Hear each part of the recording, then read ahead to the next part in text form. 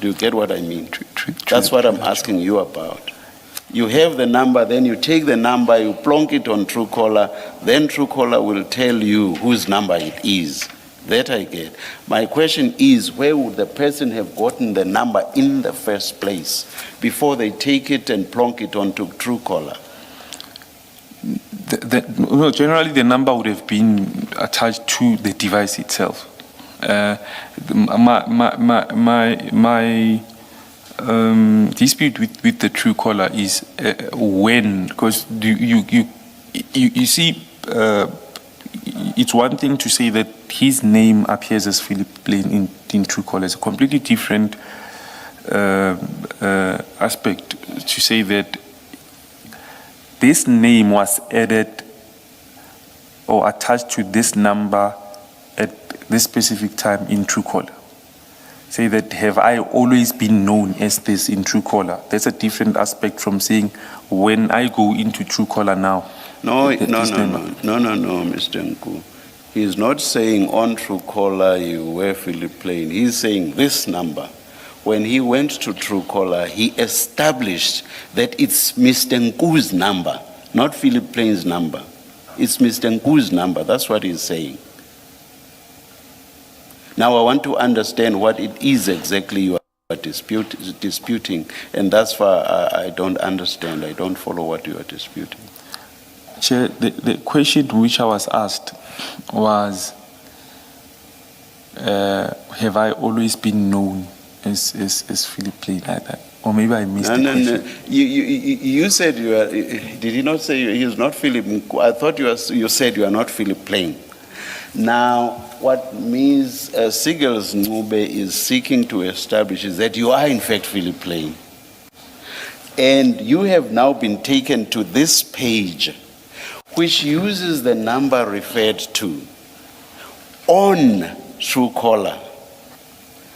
And this person is trying to establish who Philip Plain is and takes this number and plonks it onto Truecaller. On Truecaller, it appears as Mr. Nku's number, which then takes us back to Philip Plain. So Mr. Nku is Philip Plain. Do you get the reasoning? Yes, Chair. However, but of course, I said earlier that it is from these chats, it is Alpha who had saved you as Philip Plain. Whether or not you ever called yourself Philip Plain is neither here nor there. On these chats, it is Alpha who had saved you as Philip Plain. Now the person who has prepared this presentation is trying to get to who Philip Plain is, and he takes this number and uses a Truecaller to establish who Philip Plain is, using the number. And he establishes that it is your number, it is Mr. Nku's number. Do you get it? And this has nothing to do with what you call yourself. Doesn't matter that you do not call yourself or ever call yourself Philip Plain. That doesn't matter. That's neither here nor there. Do you get the point now? May I check? Yes, please. Okay. I get the point partially, Chair. The reason why I say this is, it's one thing to say that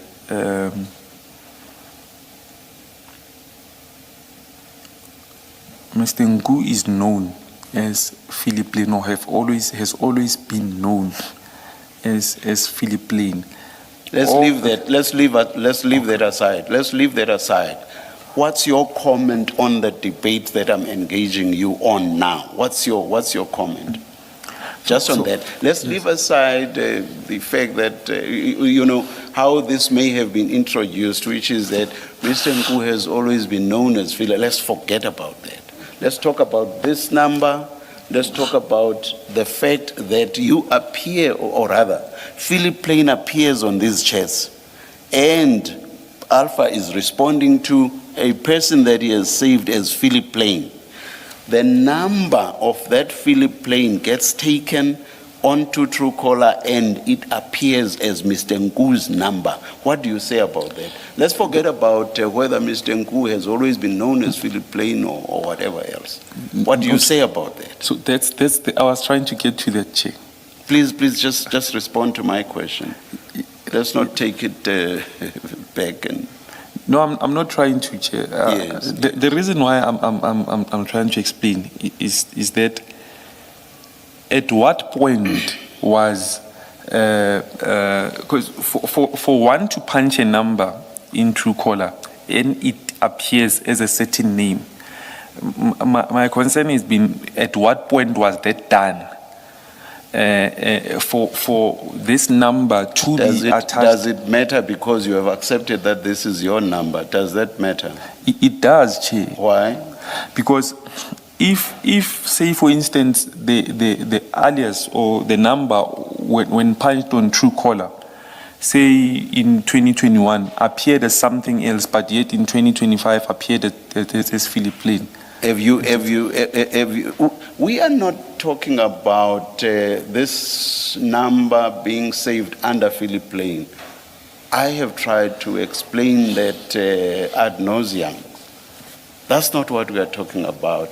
And in that regard, I have said is the person with whom, or rather, it's Alpha, not Mr. It's Alpha who saved whoever it was he was chatting with as Philip Plain.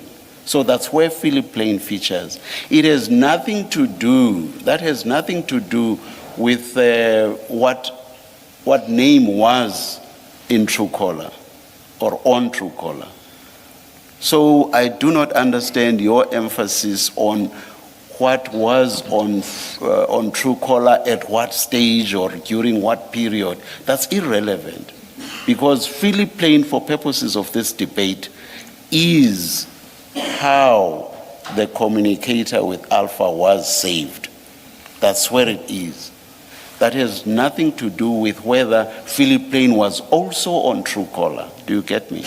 I do understand. So I don't understand what you are debating with me then. Now, can you respond to what I said to you earlier, which I've repeated 1,000 times and I'm not going to repeat? Apologies, Chair. So, is Chair saying what do I say in relation to my number being attached to Philip Plain? Please. I said to you, the person that Alpha was chatting with is saved by Alpha as Philip Plain. You get me? That's I do understand you. The person who made this presentation that you have in front of you, at page 15 of the document in front of you, that person says they then wanted to get to the bottom of who Philip Plain is. They then took the number which you accept is your number on your engagement with Commissioner Baloyi. They took that number, plonged it onto Truecaller. On Truecaller, that number appeared as Mr. Nku's number.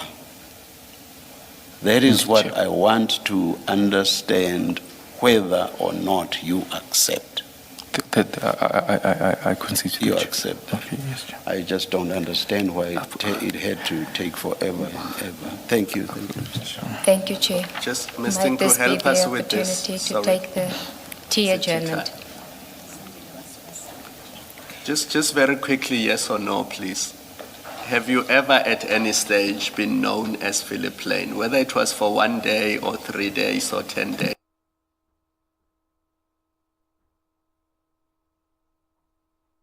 No, You've never? Yes.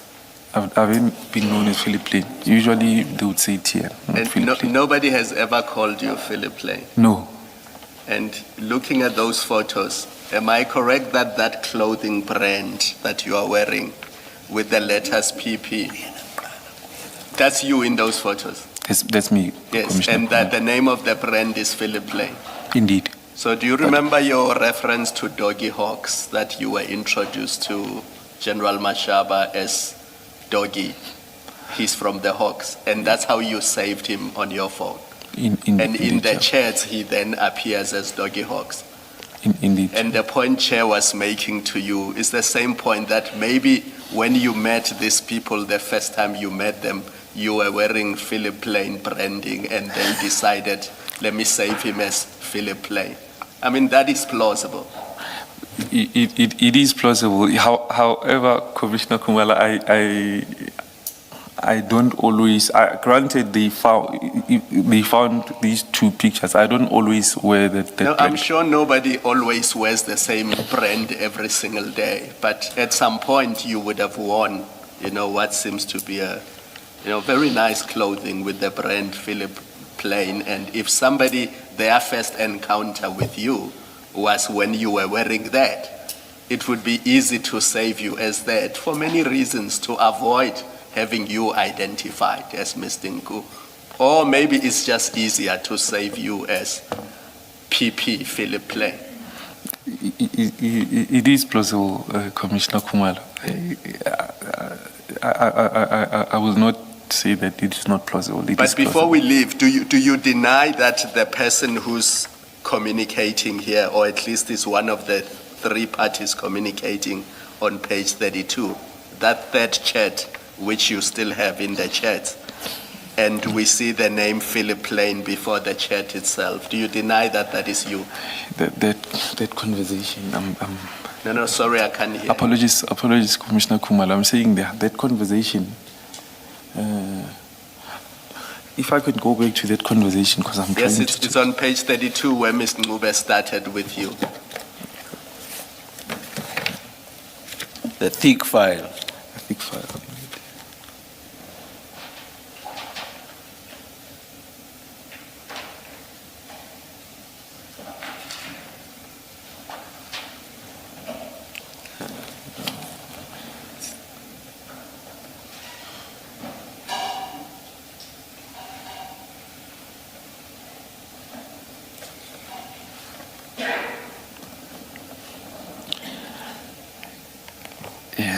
That Mr. Nku, either you deny or you do not deny. It's not difficult. Okay, no, this conversation. You deny that it is you in the conversation. In this conversation, yes. Yes, and I'm going to suggest to you that the reason you are denying is because if you accept that this is you, then it must follow that everywhere in the chats where we see Philip Plain, that is you who is a participant in that conversation. So you will have to deny this, because if you were to accept that this is you, then the rest of the chats where we see the name Philip Plain, we will have to accept that it is you in those chats. And that's the only reason you are denying it. No, not really, Chair.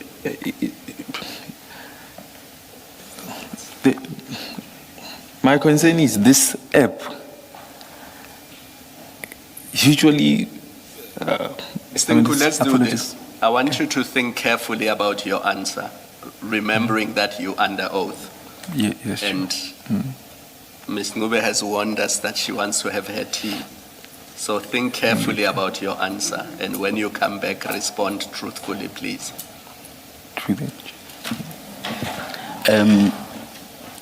Ms. Ngube, how are we going to structure today, seeing that we have another witness and, yeah. Chair, I don't know.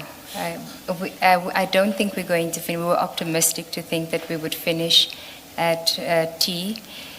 So we'd have to, and I know the other witness cannot be postponed to another day. I'm not sure, but...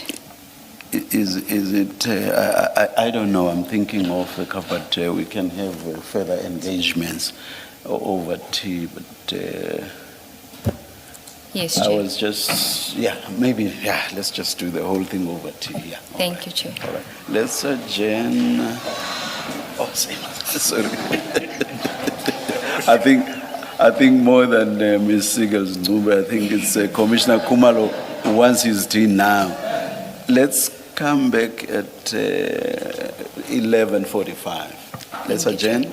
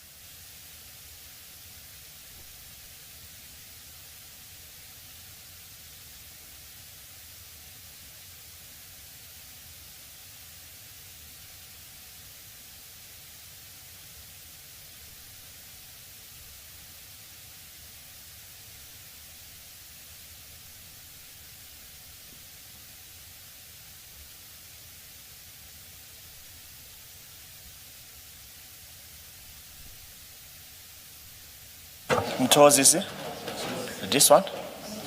Oh.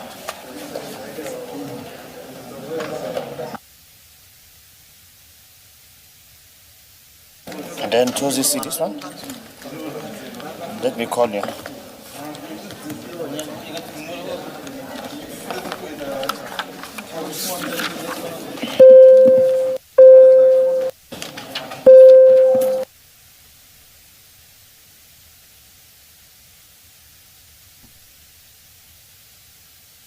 Okay. Yeah, I give you this one. Pigeon. Okay. And then this one. Right. And then this one. The press is still on. Okay. It's on.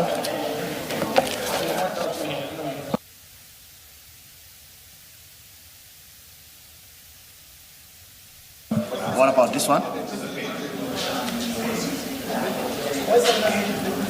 Those is it? Okay.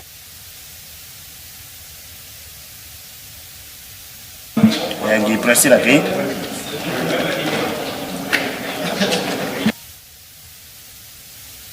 Then this one.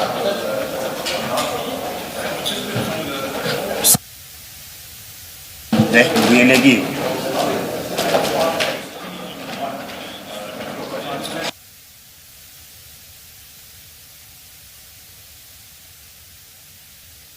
And then this one. Okay. This one.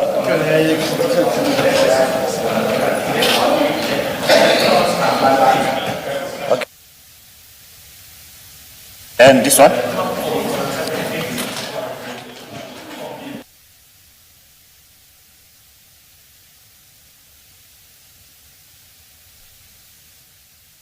And then this one. And then this one. Now.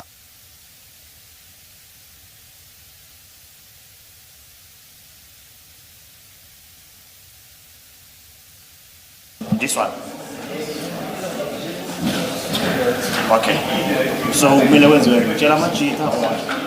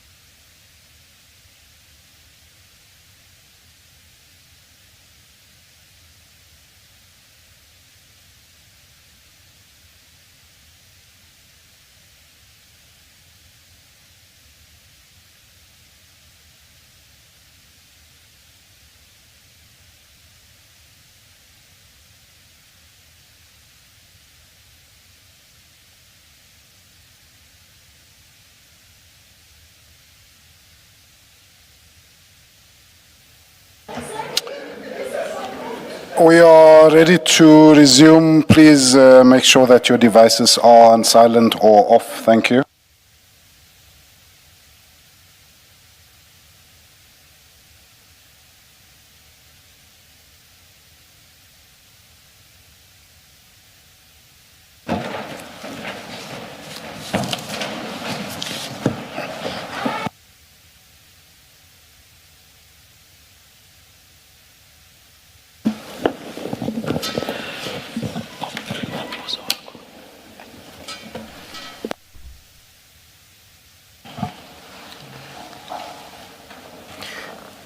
Morning, Mr. Nku.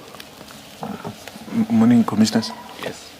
Do you remember in relation to the chat on page 32 of the chats, I suggested to you that the reason why you won't admit that it is you is because if you accept that this is you on this chat, then the Commission must accept that everywhere in the chats where we see the name Philip Lane, that is also you.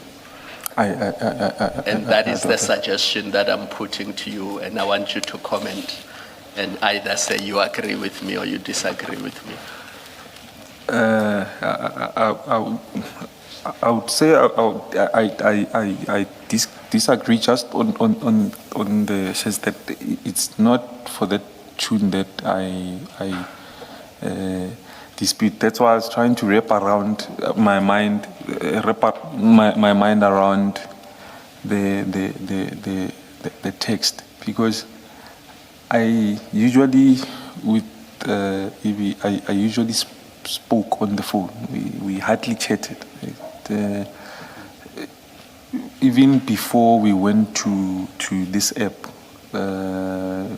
if one checks throughout all our engagements, it's usually on call. However, I do accept Commissioner Tumelo that it does seem that one would appear as if is disputing, would be disputing this because every other instance, the chats where the name appears. I'm trying to wrap my mind around.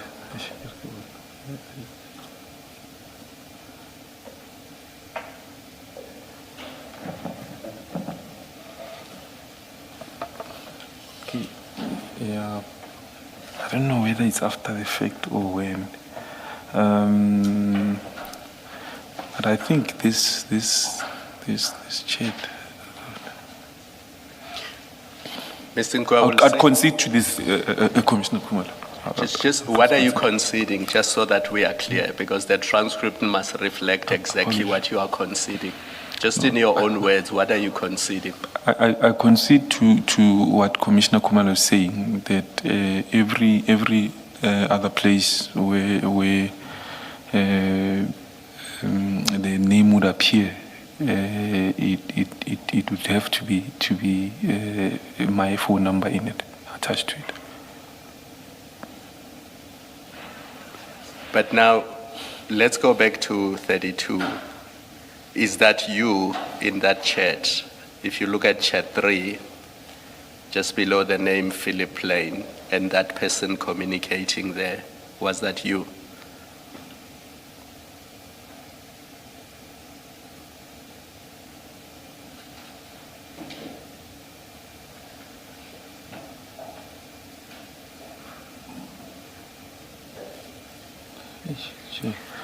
Bear in mind that just above the text by Alpha, the third one, Alpha is responding to Philip Lane, and you've now considered that that's you. So Commissioner Tumelo's question then is do you accept that it is you chatting with Alpha at page 32? Based on the concession that, just a minute, based on the concession that you have just made. Yes, it would have to be me here. It is you. Yes, it would have to be. And Mr. Nku, to be fair to you, later on when we engage you, we will engage you in relation to other chats where Philip Lane is communicating with the people who are reflected in the chats on page 32. So just bear that in mind. And for now, we will leave it here. Yes, Mr. Musigiri. Thank you, Chair. Mr. Nku, before we went to deal with the chats, we were you were summarizing paragraph 10 of your statement on page 2. Perhaps just so that we understand exactly what the objective was, can you just summarize in your own words just that paragraph so that we don't misunderstand you on what the objective was?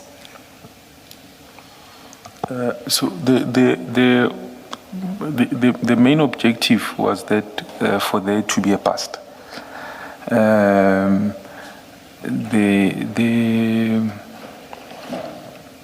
The dynamics or semantics of it were not crucial. So the interception should have had to happen. As long as it would have disrupted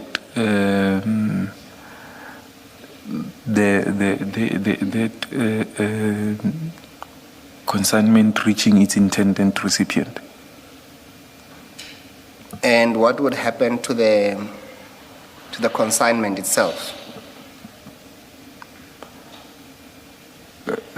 Sorry, I don't get you, Advocate Musigiri. If there was any plan as to what happens to the consignment? No, so once there's a bust. Or maybe that is dealt with on the statement itself, I think. Is that under the plan, which is the next heading? In the chair. All right. You are so hesitant today. Oh, apologies. I don't think you were like this on apologies, Chair. Thursday, was it? Yes, Mr. Musigiri. Let's move on then. Please tell us what the plan was then in relation to that objective. That will be on paragraph 11 of the statement. Okay.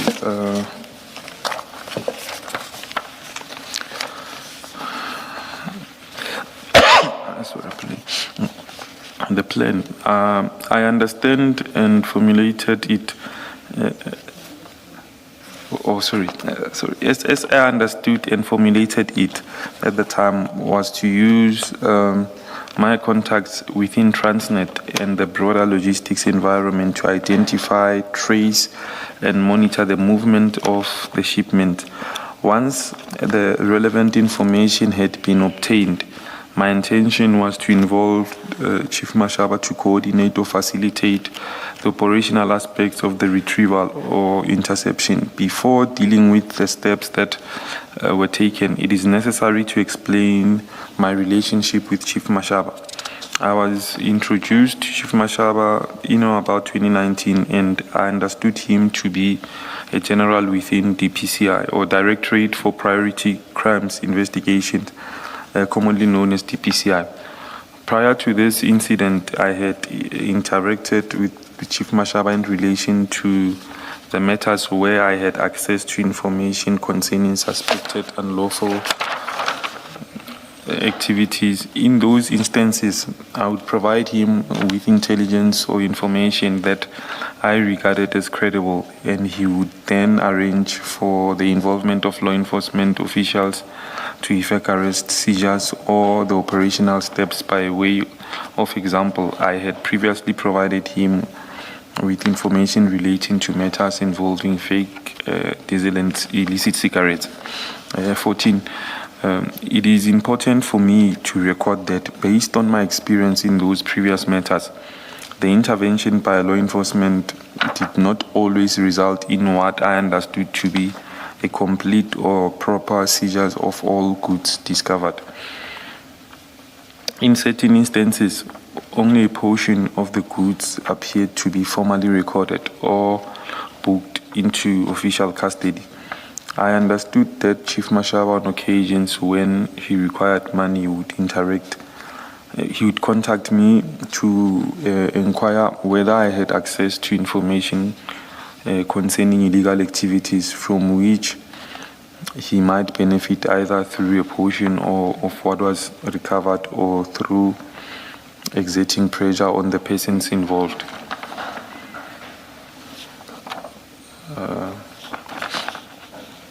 15. So I think, apologies, I think Advocate Musikiri, the question that you ask is covered on 14. All right, yes, let's continue. Okay, thank you. Safe to say, Chair, we will deal with some of the instances where he had been involved with General Chief Mashaba, and we'll explore the chats as to those activities at the later stage. But for now, we'll let him go through the statement. Mr. Nku, you can continue on paragraph 15. Thank you. 15. In the present matter, I enlisted Chief Mashaba to assist with the request that had been communicated to me by Mr. Mopato and Ibi. Before any operational steps could be taken, it was necessary for me to confirm that the existence of the shipment and establish its movement once it arrived in South Africa. For that purpose, I traveled to Durban. My intention in traveling to Durban was to approach an acquaintance of mine, Mr. Can I name the name, Chair? Sorry? Can I name these names? Please. Okay. Yes. Within Transnet, Mr. Zamokuzwa. Sorry, Mr. Nku, read the sentence again, because once you cut it and ask the question, it doesn't make sense anymore. So my intention? My intention in traveling to Durban was to approach an acquaintance of mine within Transnet, Mr. Zamokuzwa, so that he could assist in retrieving the relevant tracking information relating to the shipment. 16. I departed to Durban on the 7th. Upon my arrival, I engaged. Please mention the full date. Okay. I departed for Durban on 7th July 2021. Upon my arrival, I engaged Mr. Kuzwayo and requested his assistance in obtaining the tracking information. Mr. Kuzwayo informed me that... Mr. Nku, sorry, I think when you see a full stop, and then start a new sentence. I think the way we read it now for the transcript, it won't come out well, and it might lose the message. So when you see a full stop, start a new sentence, and then we go on. Okay. Thank you. Okay. Must I start from the beginning? Or you can say, upon my arrival, I engaged. Okay. Upon my arrival, I engaged Mr. Kuzwayo and requested his assistance in obtaining the tracking information. Mr. Kuzwayo informed me that unfortunately he was blocked internally from accessing the same. The suspicion is that someone higher could have blocked that access to for other reasons. To limit a number of Transnet employees from this particular container. From my knowledge and understanding of the Transnet system, it appeared to me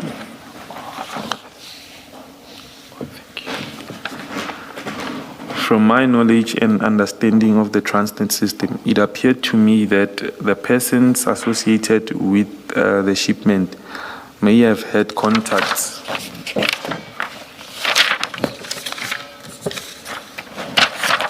within Transnet who were monitoring the consignment and activated this limited access within Transnet. The effect of this was that other persons attempting to access the relevant information would be blocked or prevented from doing so. Mr. Nku, can you just in your own words try to explain what you mean, then what you expected from Mr. Khuzwayo, just in your own words, summarize what you wanted him to do within the Transnet system. What I would have wanted, or what would have been simpler for me, would be a live tracking of the truck. So to know the truck's whereabouts, because there are allowables within the system to be able to achieve that. So what I had expected is to be given the exact whereabouts, a live tracking of the truck. And is it correct to understand you then that you would have ultimately wanted to follow that live tracking of the truck to Gauteng? It would have been simpler to operationalize.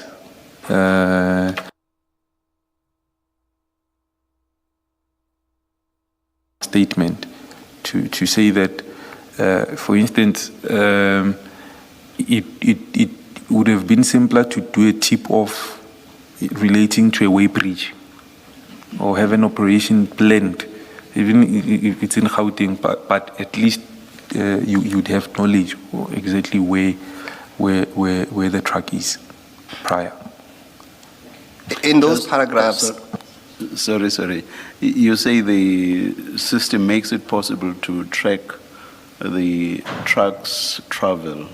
Is that what you said? Indeed, Chair. Yeah. What system is it? It can't be the Transnet system, or is it? It is, because it's remember they use handheld devices also, the truckers who go there, and that handheld device is attached to their system. Okay. I'm just thinking, if instead of hiring yellow jersey, if I had my own huge articulated truck and I fetched my stuff there personally, my own consignment, why would Transnet still be interested? Why would Transnet still want to track the container once I, the owner of the consignment, have taken my consignment? Chair, usually when collections are made, they are made by, I would say, affiliated logistics companies which they form part of the service provider model within Transnet. So they are in the database. They then become part of their active directory. So even if you were an individual trucker, you'd have to be registered. I'm not just a truck. I happen to own trucks for whatever reason, or I own this one truck, and then I decide to fetch my own consignment from Transnet. Or are you saying they would not give it to me? They would only give it to the contractors that you are referring to? Registered contractors, because not everyone can do collections. Oh, there must be. So I can't say that's mine, and here's proof that I'm the consignee. No, Chair. They wouldn't give it to me. No, Chair. All right. Okay. It's unnecessary detail anyway, but I just wanted to know why Transnet's system would be able to track that truck. All right, let's leave it. Okay. Thank you. I wanted to ask you, just to summarize the kind of difficulty you say Mr. Khuzwayo encountered in trying to assist you in giving you access to this live tracking system.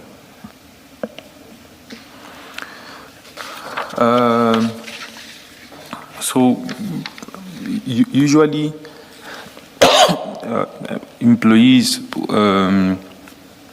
who have got access to various IT systems within Transnet. They would then have access to other various platforms, including the ability to track and whatnot. And someone who has access would generally be able to access any container information as and when they would need. But in instances where there would be interests around specific containers, high-ranking officials within the company would block access or would have IT administrators, people they work close with to limit or block access. So it would be as if it's a dedicated case. So I would say a soft lock of some sort, as if that container is flagged, only the file only to be opened by a case manager in that regard. So the difficulty that he incurred was gaining access to the file itself pertaining to the container in question. All right, let's continue to paragraph 18.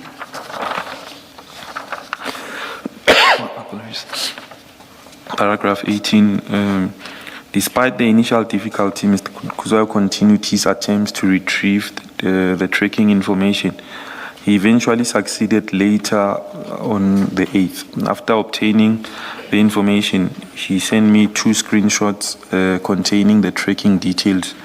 Those screenshots are attached to this statement as marked TN1.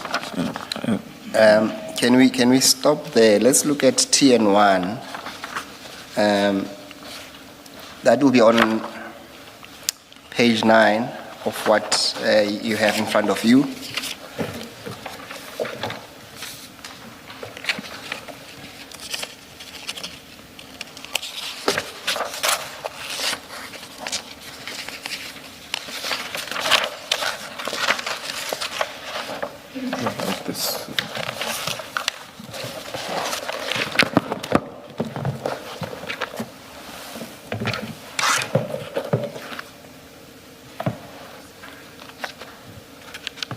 Page 9. Page 9. Page 9, yes.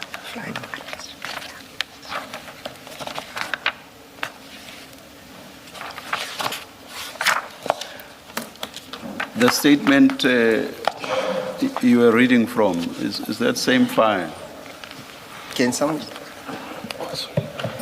The same file we are reading from. You will see the TNs, there's TN1, TN2, TN3.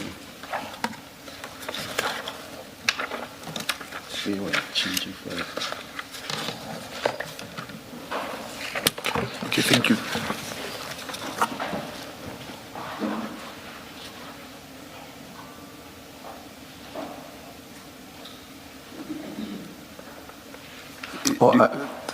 Are you there, Mr.? I am teacher. Can you see the picture on page 9? Indeed, I see you. Yes. What is that? That would be the a screenshot of a system.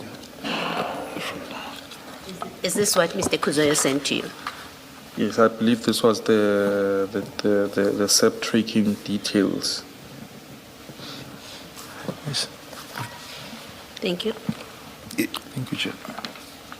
Is this a screenshot of a computer / laptop or not? I would say a laptop. Laptop, yeah.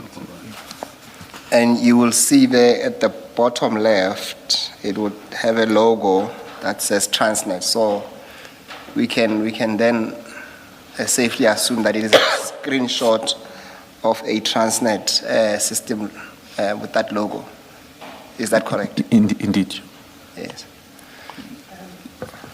For Mr. Kuzwayo to be able to give you this screenshot and what is on page 10, what information would you have given him? What did you say to him so that he knows what you're looking for?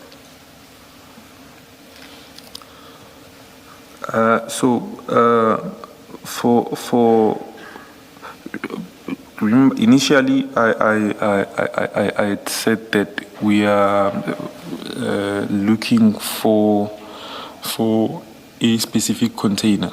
So, in relative to this, because I think there were 11 containers that were supposed to be received by this company.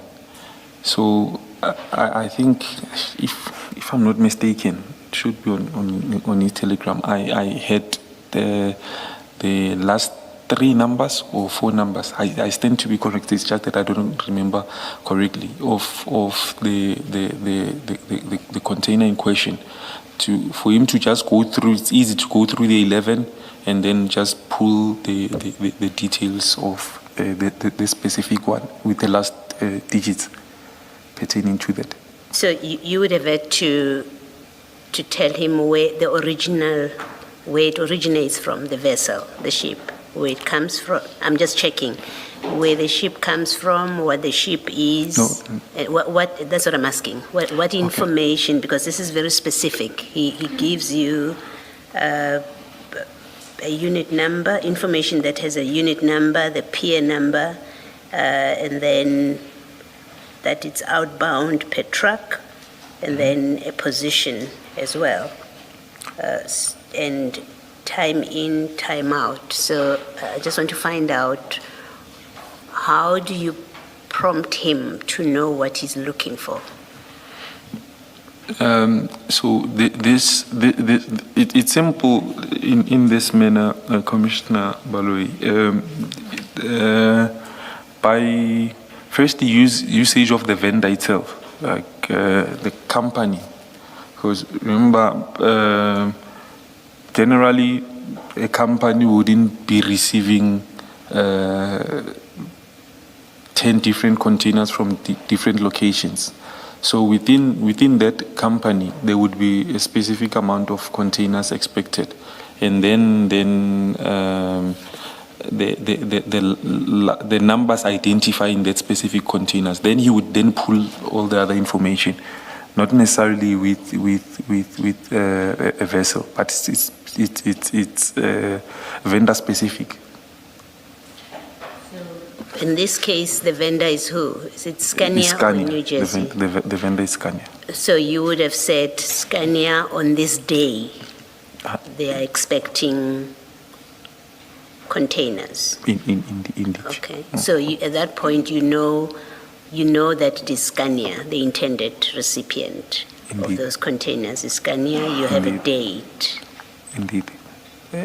And then what? Do you give him all 11 numbers or numbers of the 11 containers, or do you give one specific? It may not be complete. From what I'm understanding you think it was the last 3 or 4 numbers.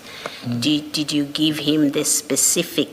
You must have given him a specific container number. Was it just the one container number that you gave him? I gave him this a specific number of that container. Okay.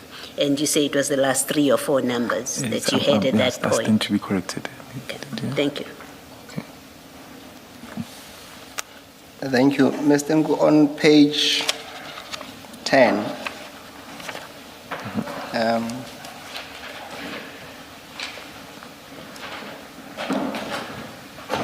you also confirm that that is also part of the message that you received from Mr. Kuzwayo. Indeed. And you will see that at the top it says track and trace, and it gives a unit number, and that's the number of the container. And then you'll see that it says facility, you'll mention Pier 1, and it mention inbound mode declared it's a vessel, and then the outbound mode declared it's a truck. And then later on, it sees that the position of the truck, given the registration. Do you see that? Indeed, indeed, I see. And then you will see that it will give time in, time out, and all the stops of the vessels. And Mr. Nku, will you agree that this is the same truck that eventually was, or at least arrived at Yellow Jersey? Indeed, it is. Yes, Chair, we can just confirm that if we can go to page 21 of C, so it's exhibit 273, Chair. It's what we call the presentation, Chair. So it's the presentation.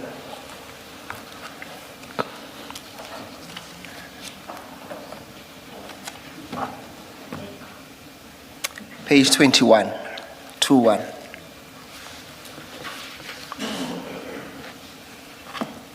think you have to flight it because Mr. Nku doesn't have this file. Can you please flight the page 21 of CJC 273?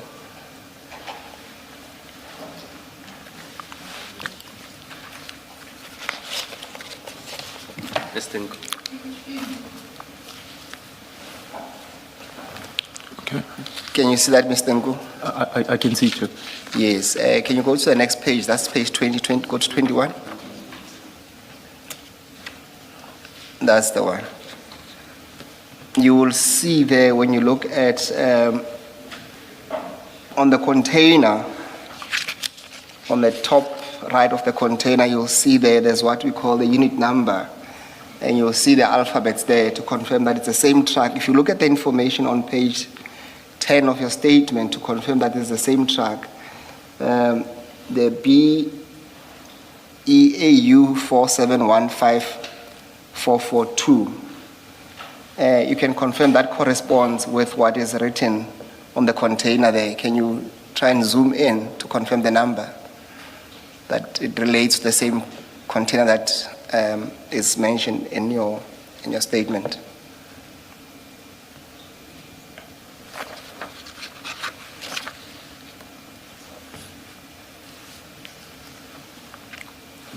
Can you confirm that? Yes, I can confirm, Chair. Thank you.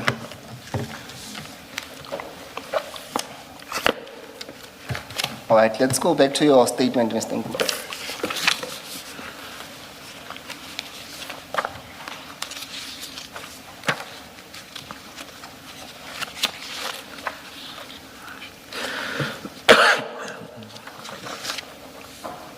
Okay.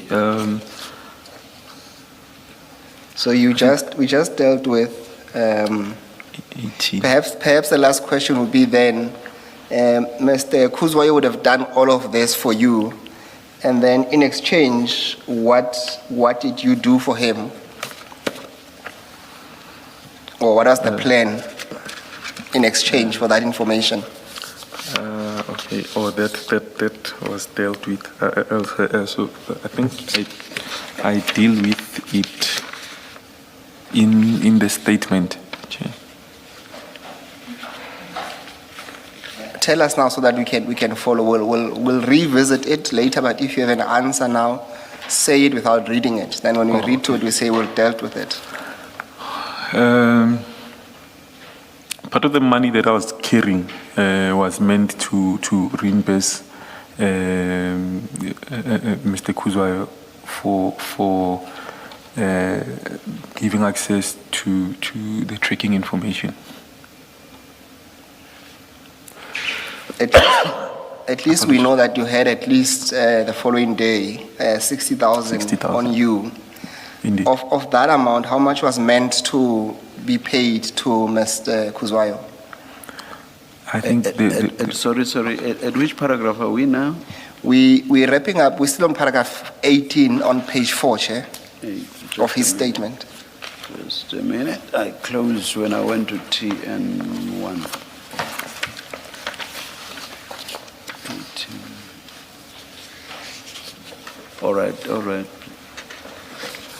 Yes, so the question that was put to Mr. Nku was that Mr. Kuzwayo would have done all of this for you, and in exchange, what is it that you are going to do for him because he provided this information for you? Don't you want to deal with it when we get to it on the statement, because I think it is somewhere here. Yes. Where it I deals think with the it's 60,000. the very last At the very paragraph. last end. The very last paragraph, yes. Yes. Let's go to paragraph 19, Mr. Nku then. I was thereafter provided with a contact person who could assist in confirming the movement of the truck. The contact person was Ms. Sandra Heidendrach of Yellow Jersey.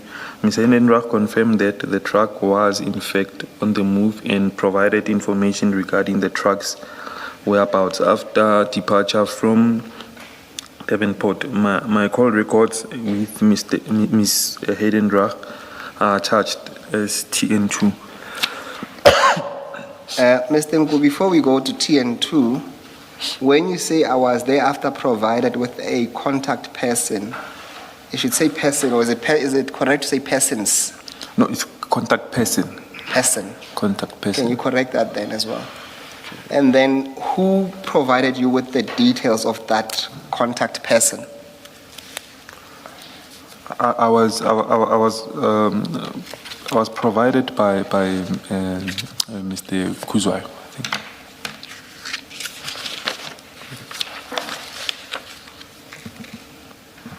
All right, thank you, Chair. We'll come back to TN.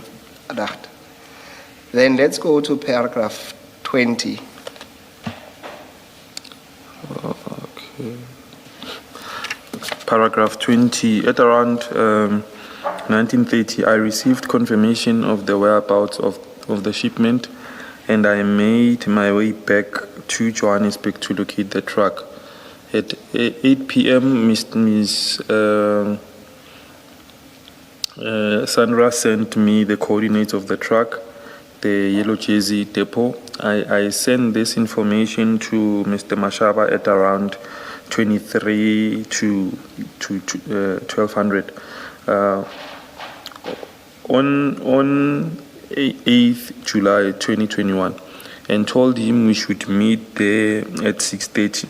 And the telegram messages attached as TN3. All right. I had said to you, let's deal with, because you referred to TN3, let's go to TN2 first, which is a telephone records. Those appear at page 11 of your statement. That will be the annexures to your statement.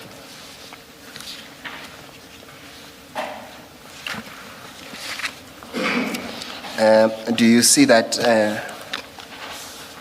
Indeed, I see that. Can you Yes. skip?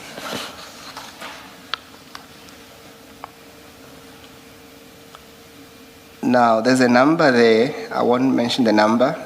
The 06 number. Can you confirm that is your number?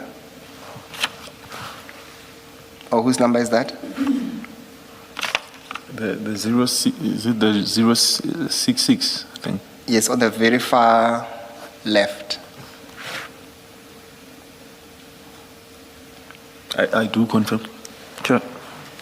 I do confirm. Sorry? I do confirm. That is your number. Yes. The 066. Yes, so don't read out the whole number. Okay. Yes. I do confirm. And then if you go on, you'll see that on the other party. So if you go on towards the right, you'll see there's another block that says other party. There's a 082 number. Do you see that? Indeed, I see. Sure. Is that Sandra's number? I do not know it by head, but I would assume it is. Sure. Yes. Can you also confirm on the same row, you see there's a date there, it says 8 July 2021. Do you see that? Indeed, I see. Sure. Yes, it says start time. Indeed, I see. Yes, and then the time it's 17:16, and then it says, you will see that where it says call type, MOC, that will be an outgoing call. Do you see that? Indeed, I see. Sure. Yes. then it will seem that at least at 17:16:54, you made a call to Sandra, and the duration of the call was for 58 seconds, if I can read it correctly. Do you see that? Indeed, I see, Chair. Yes.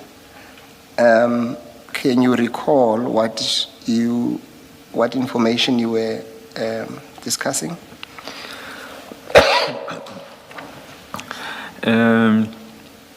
In all honesty, Chair, I cannot recall by head, but the gist of it was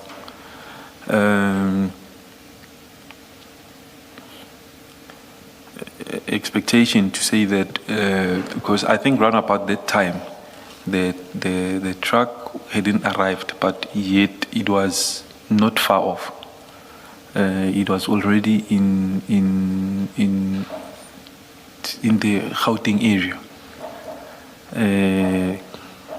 And or amongst other things that was discussed was the fact that when I think that's why I stated on my previous statement that the truck traveled in record time.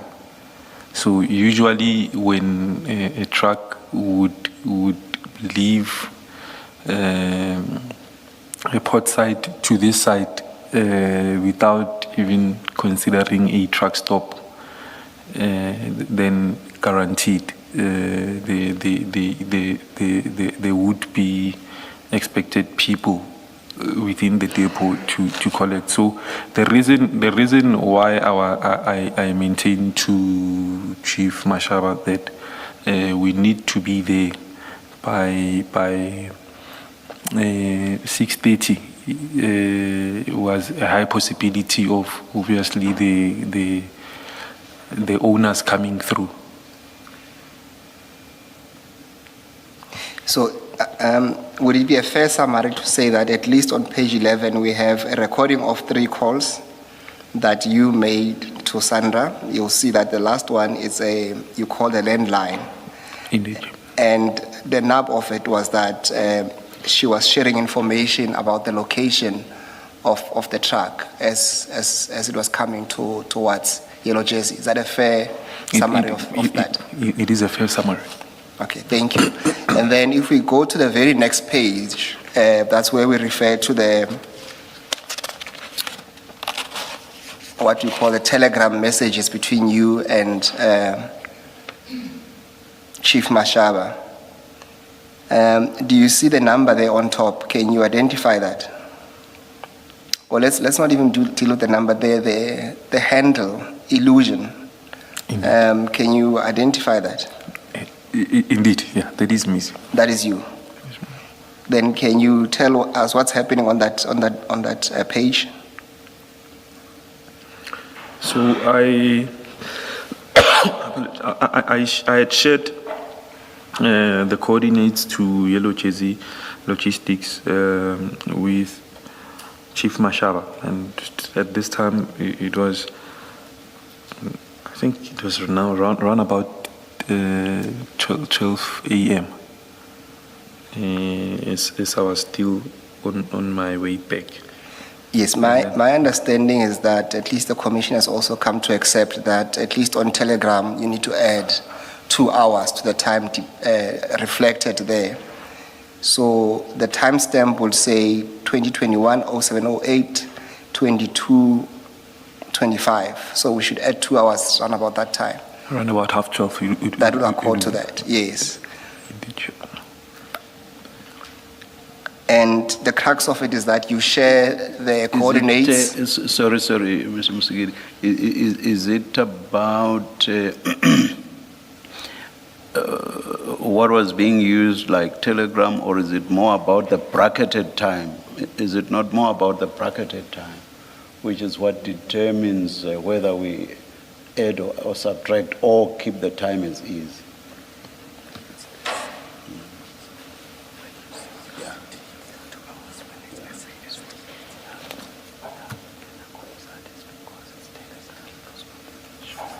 Do you get what I mean? Yes, Chair. The way I understand is the bracketed time, Chair, Yes, because it yes. says Yes, UTC. Yes, Chair.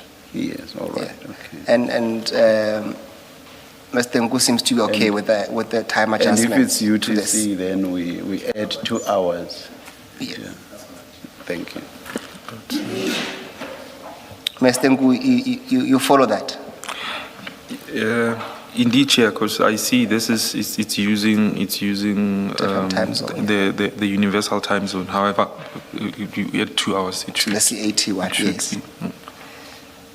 So it's correct to say that at least what's happening on that page is that you text or you forward a message to Chief Mashaba, sending him at least what appears to be the location or the coordinates to the yellow jersey in Roleport. And then you send a message that follows to say, we need to go there. And lastly, you mention the time where it says board, you say before 6:30. Indeed. Is that correct? Indeed, Chair. Yes. Is there a reason why it had to be done so early in the morning to be there the following day? Oh, hence, I think I had already stated, Advocate Musikidi, that this would be, it was upon the advice that I got on the call that I made, that it might be that when you do the bust after 6:30, the owners would have been there before you. So try to be there earlier, before 6:30. All right. Thank you, Mr. Nku. Can we then go to... Before you do that, who would have said that to you? Is it Sandra? Indeed. Thank you. All right, let's move then to paragraph 21, because we've dealt with 20 in terms of T and 3, where it starts at that stage. At that stage, apologies. At that stage, I expected Chief Mashaba, given the position within the DPCI, to arrange for the involvement of the appropriate law enforcement agencies and personnel to deal with the matter in a lawful and operationally proper manner. My initial expectation was, once the movement of the truck has been confirmed, the truck could be tracked and intercepted at an appropriate location, including possibly at one of the way bridges along its route. However, because the tracking information was not obtained in sufficient time to permit an interception while the truck was still en route, I formed the view that the operation would be instead have to be planned and carried out at Yellow Jersey Depot, where the truck was understood to be located.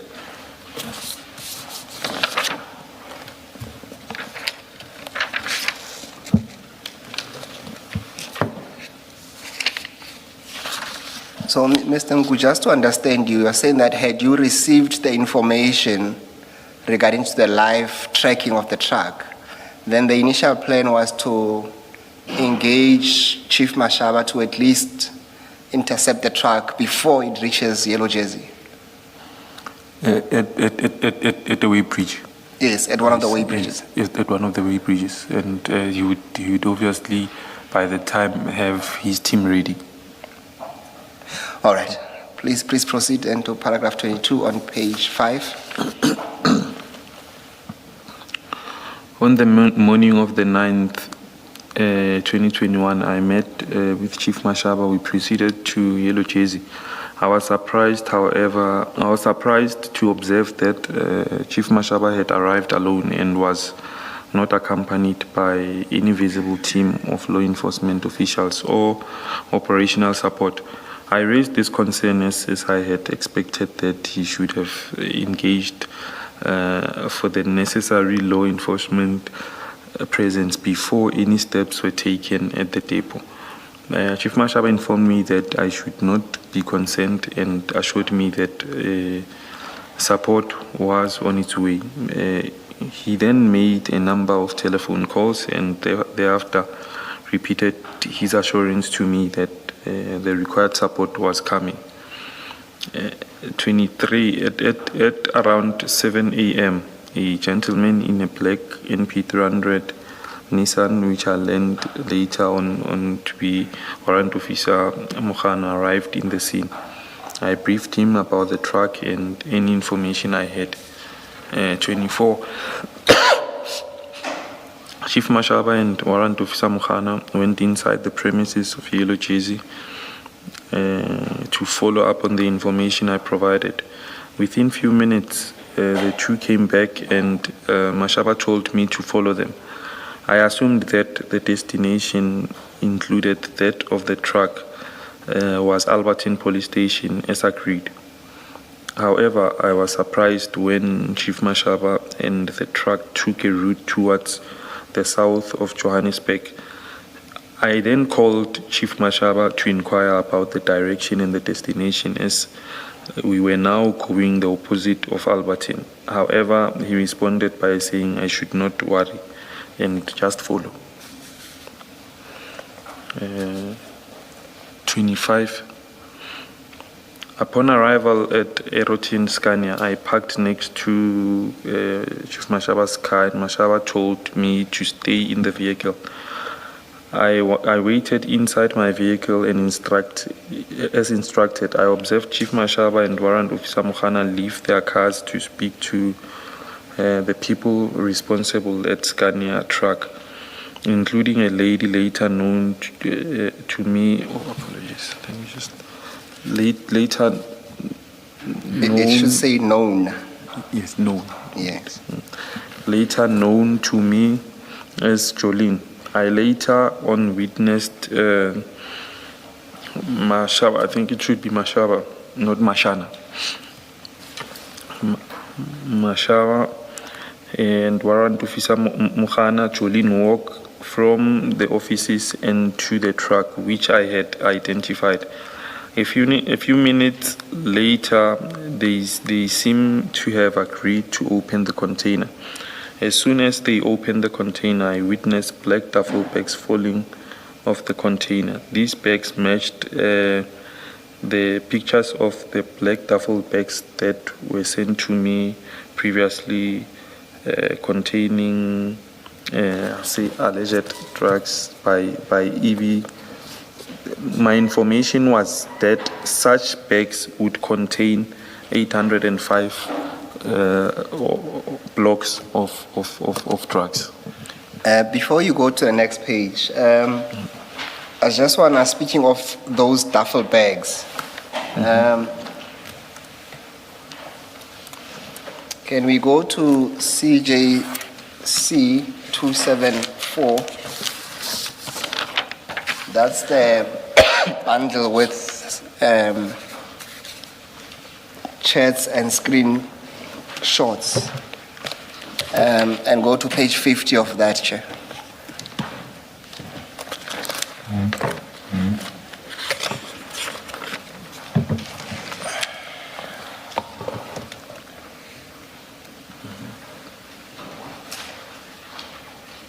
Can you fly it? I'm sorry. Can you fly that?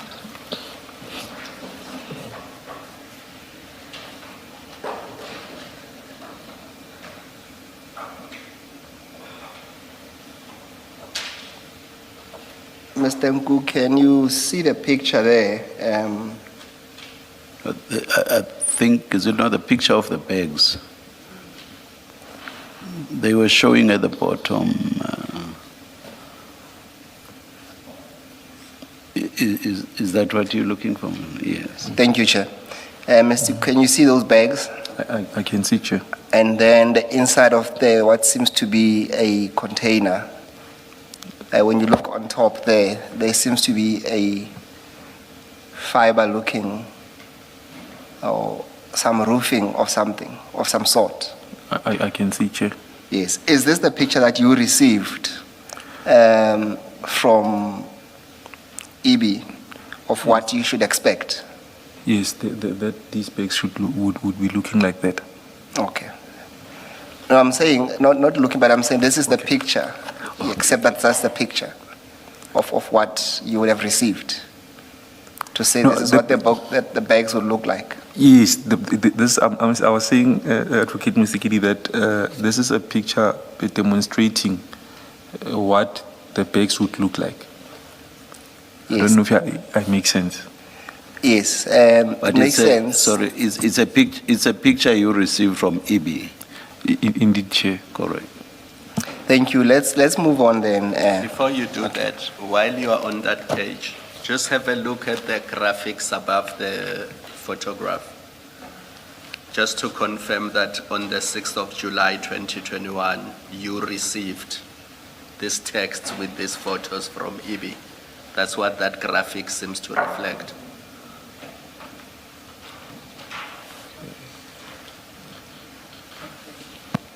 I see, Commissioner. Yes, thank you. And perhaps maybe to round off that paragraph, you indicate that you were informed that the bricks would be, or the blocks will be 805. Do you still confirm that number? Yes, I confirm that. Okay. All right, let's move to the next page, Mr. Nku.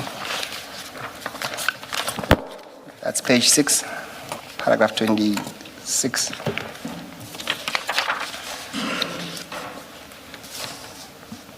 Paragraph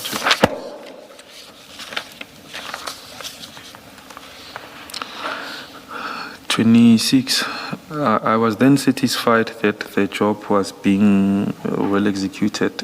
At this point, I expected Chief Mashaba and his colleague to take the black bags to the Aeroton police station. However, soon thereafter, a marked police van arrived on the scene. I witnessed Chief Mashaba and Warrant Officer Mukhana engaged with the two police when he had just arrived. My initial assumption was that the marked police van was there to escort Chief Mashaba and the consignment to Aeroton police station as initially agreed. However, more policemen arrived, including the flying squad. Even then, according to me, the plan was still intact. I say so because my expectation was that the drugs were going to be lawfully busted and confiscated by the police. Even if exhibits were not all booked, my ultimate aim was to sabotage and ensure that the drugs do not reach the rightful owner. The logic behind this was that if the consignment was sabotaged, EB would benefit as he was the competitor to that consignment. Chair, you would have noticed that the witness edited some of the at least sentences. You will see that, Mr. Nku, will see that we scratched the words, Chair. I don't want to read them into the record, but you will note when you look at the transcript that certain words he had indicated that he wants to remove. Please read. There's no problem with the first sentence up to by the police. I Yes, say so because right up to by the police, no issue there. I suppose the original word was either, and then we should have known then what is the or that would follow then. Yeah, okay. Either the drugs were going. So it's deliberate no longer to have the either. Mr. Nku, is that a fair... Was that deliberate? That is you not reading the either there. Apologies, Chair. You did not read the either or either. No, it was deliberate, Chair. I was did not read the deliberate. as I had already marked this along with Advocate Ngumbi. Okay. Anything else, Mr. Musiki? No, that's all, Chair. Perhaps, Mr. Nku, just in few words, just then summarize the essence of that paragraph with this edit. What are you trying to say there? Commissioners, my My mandate was that these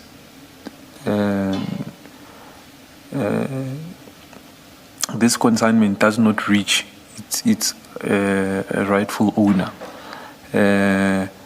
Thus, what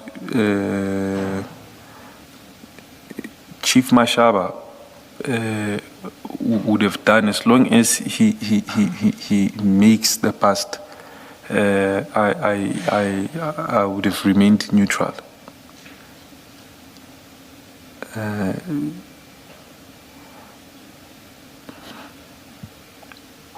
All right, let's continue at paragraph 28.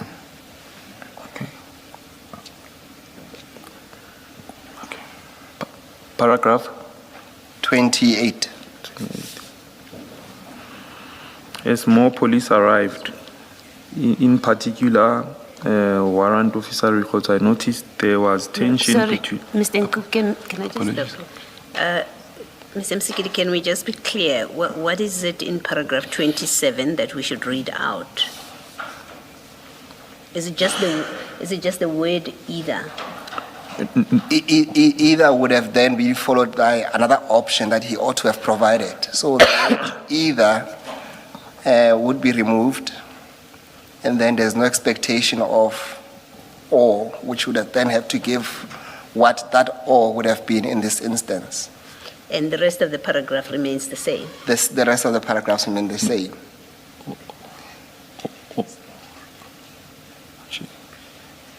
Okay. Mr. Nku, you confirm? Yeah, Mr. Nku has got his hand up, Chair. You want to clarify? Chair, I think maybe on the version that you have, say after and confiscated by the police. So we then replaced from even up until any difficulty down there. Those were jotted out. And then we replaced after confiscated by police, even if some exhibits were not booked. Sorry, just read it the way it should be then. Yeah. Chair? So maybe from the beginning, I say so because my expectation was that the drugs were going to be lawfully busted and confiscated by the police, even if some exhibits were not booked. That's the end of the sentence. And then I continue from my ultimate aim.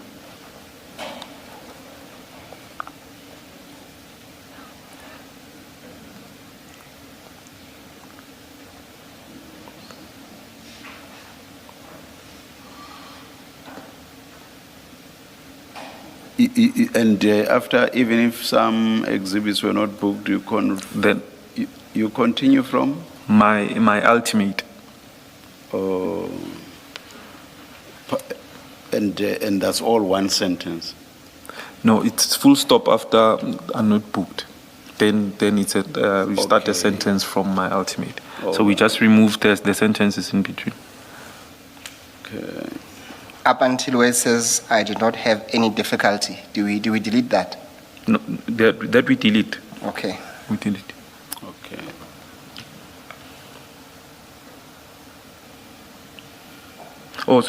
Sorry, Advocate Musikiri. I think we made a mistake with that. Not read even. I say this because that would make sense. Indeed. Even if some exhibits were not booked, I did not have any difficulty. Indeed. And then you carry on from there. And then my you carry on. ultimate. Are you happy with that reformulation?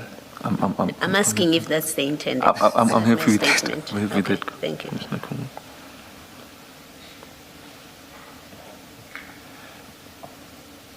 So you no longer want this to refer to police taking some of the contraband for their own benefit. You no longer want that.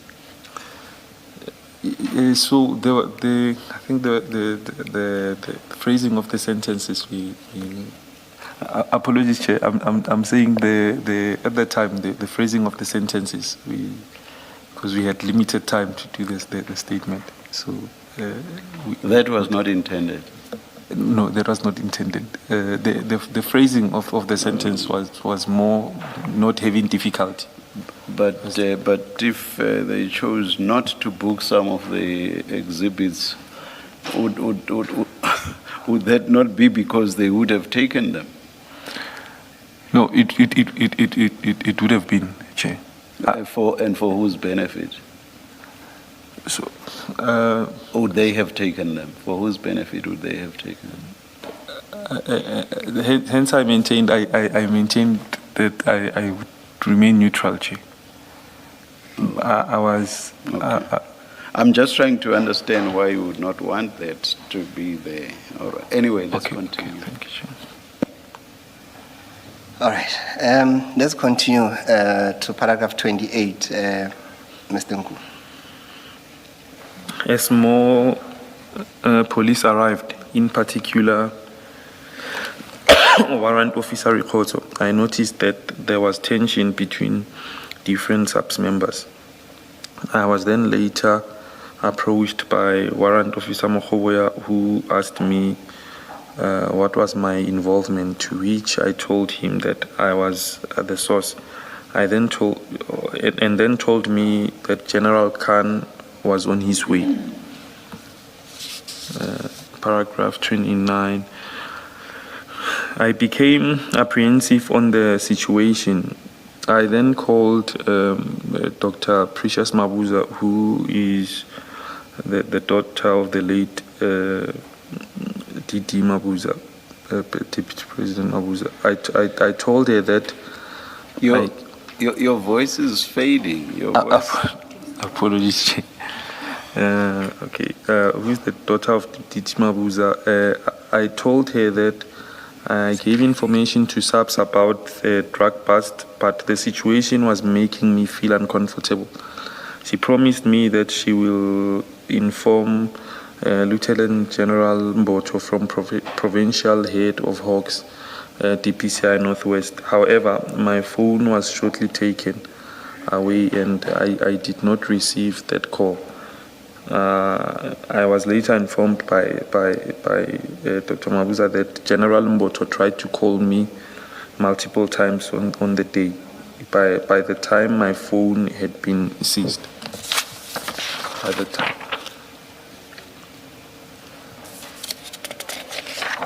Okay. So. Can I just check only because we had this discussion with Chief Mashaba. The D.D. Mabuza that you refer to here is the now deceased Deputy President. Indeed, Chair. Okay, thank you. Indeed, Commissioner. Thank you. Okay, and this paragraph 30. So the title should be "My View with Chief Mashaba."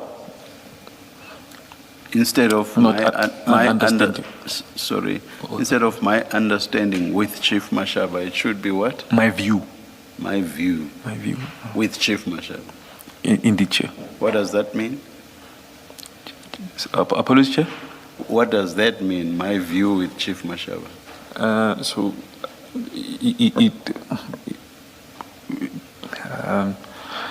My opinion, as opposed to having an arrangement. Your view of him or your view with him? Your view of him? My view of him. Apologies, Chair. Okay. My view of him.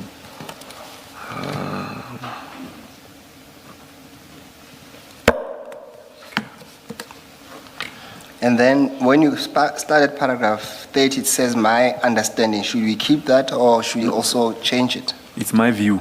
It's still your view? My view. Off. Okay. My view of.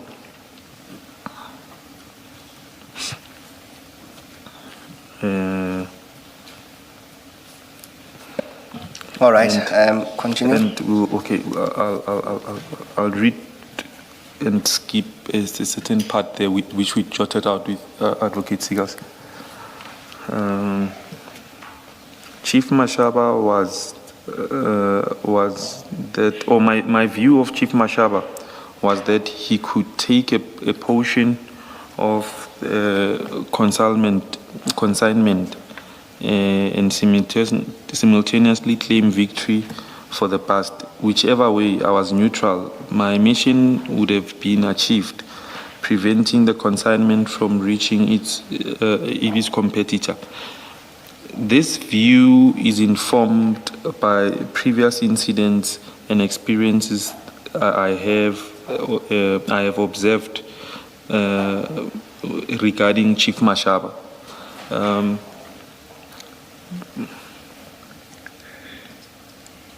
Do you have something amended there now, because it does not accord with what we have here?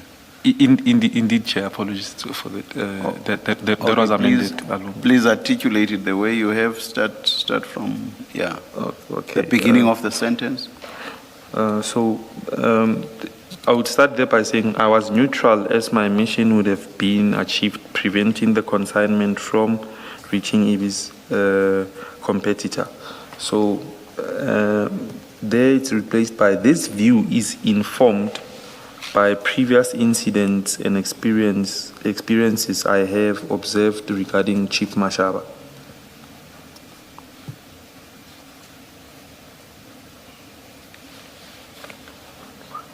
So, and then this would explain, then we start from there as a new sentence. This would explain why he initially did not bring his own law enforcement team to do a full-blown rug bust from the beginning. Sorry, Mr. Musigiri, was there an indication that we would be getting an amended statement or not? Chair, we did these amendments in the morning. We'll have to do a proper one, Chair, and resubmit it, because there's too many of them now coming through. Yes, all right, Yes. all right. Please continue. Thank you, Mr. Musigiri. Please continue the heading, the BMW, paragraph 31. I further, paragraph 31, I further confirm that the silver gray BMW 7 Series, which I was driving at the scene, which did not have registration plate, only had a permit, was not registered in my name. The vehicle was registered under the name of one Mohammed Baba.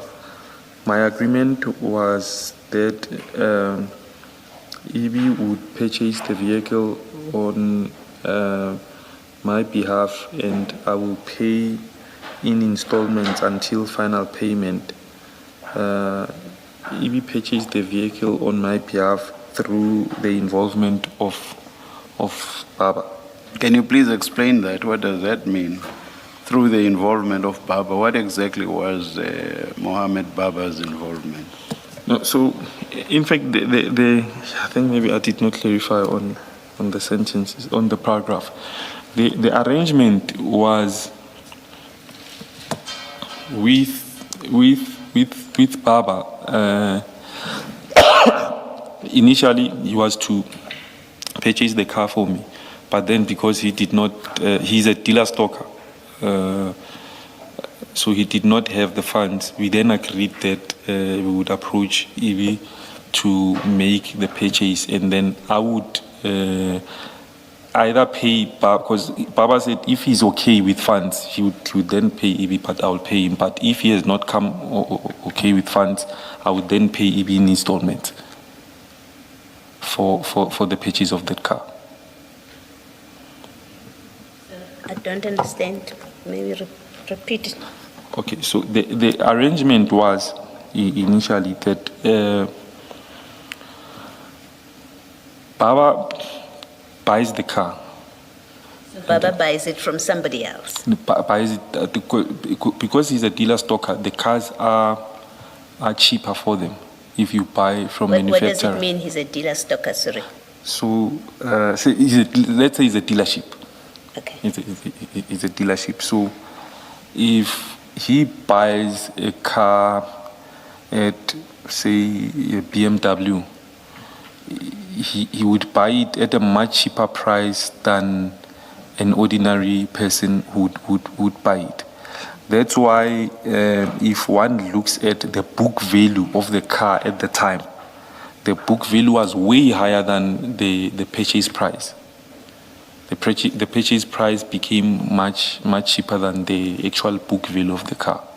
So in that manner, you reserve the value of the car, and he was to buy, and obviously through the fact that he needs to make profit from there, I still needed to pay him for his part of the profit, but over and above that, pay the installment. But at the time, because he didn't have the funds, we then approached Evie to make the payment for the car, and then would reimburse him on installment basis. But my agreement with Baba was that if he comes okay, he would pay Evie, and then I'll continue, because I often refer other clients to him for vehicle purchases. So someone you knew for 5 months, 6 months, I'm talking about Mr. Ibi, was willing to buy a R1 million car for you just like that?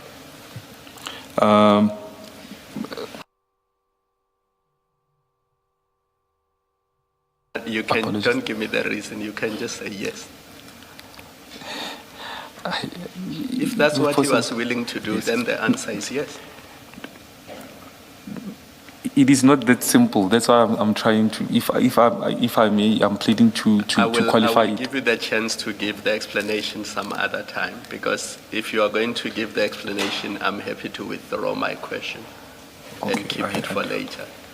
Okay, I understand, Commissioner Kumar. At the time, yes. Yeah. When this vehicle is bought by Baba, is it a brand new vehicle at that point is it BMW or wherever he sourced it from? Is it a brand new vehicle? It is a brand new vehicle from what I understood, Okay. Commissioner. And from your, and I just want you to make sure that I understand this transaction. From your explanation, it sounds like, in fact, it is Baba who's buying the vehicle on your behalf, not EB.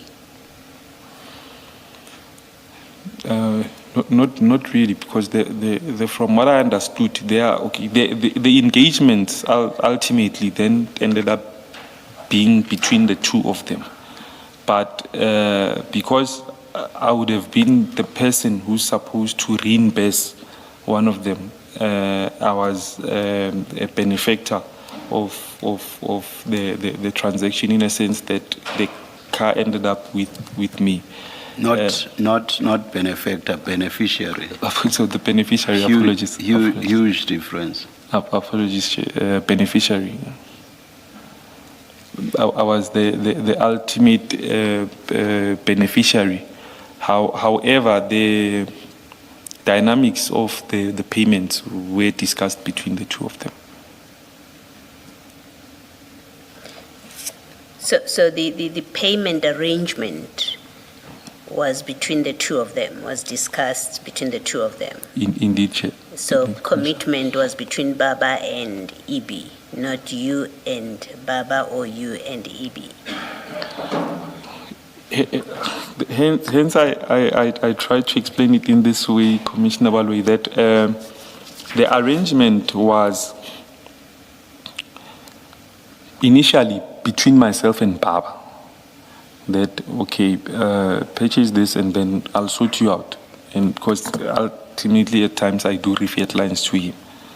And whatever I have to gain, you'll just take it as part of your profit. So at the time, he was overexposed with capital. So then we then concluded to approach EB to make the purchase on my behalf. But then I still maintained with Baba that if you come okay, pay this man and then me and you will sort it out. Because we have much longer history. I've known Baba for much longer than I've known him. But ultimately, they obviously had a stronger relationship than I do. I guess what I'm asking with my question is the sale agreement for this motor vehicle was between Baba and EB, Indeed. not you and Baba, and not And you not- and EB. Not me and EB. Okay. Indeed. Thank you. I have whispered to Commissioner Tumelo, and he's happy if I give you an opportunity to explain what he raised with you, which was you had known EB for a very short period, and yet he was willing to purchase on your behalf a 7 Series BMW. Your answer to that was yes, but that is not that simple. You have an explanation. Did I understand you correctly? Indeed, Chair. Yes. Yeah. Now give us the explanation, but please don't be long. Apologies, Chair. I'm saying please give us the explanation, but please don't be long. Okay, thank you, Chair. Maybe my explanation will be coupled with what I've just told Commissioner Baloyi, relating to how the That's the how. That's the how. The issue here is more. You've known this person for only this much. Why is he willing to purchase a 7 Series BMW on your behalf? That has nothing to do with Mr. Bana not having the cash himself and so on. No, Baba, I'm very sorry. Mr. Baba not having the cash himself and so on and so on. And the fact that should Mr. Baba suddenly have the cash, he could or would possibly pay EB. That's besides the point. Point is, right at the beginning, why would EB be willing to do this when the two of you had known each other for a very short time? Chair, one of the reasons would have been that's why the how parts were actually directed to the why part, and that is because Mr. Baba and Mr. Ibi had a much longer relationship than I do, and I and Mr. Baba had a much longer relationship with as opposed to myself and Ibi. So in that aspect,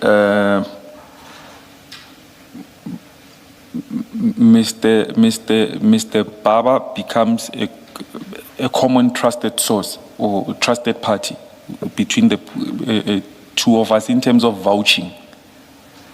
That, okay, even if this man doesn't come good on his promise, I will sort it out. But because we've got a much longer history in terms of car sales between myself and Mr. Baba. Thank you. Thank you. Then are we going to the last heading, the 60,000 rand, paragraph 32?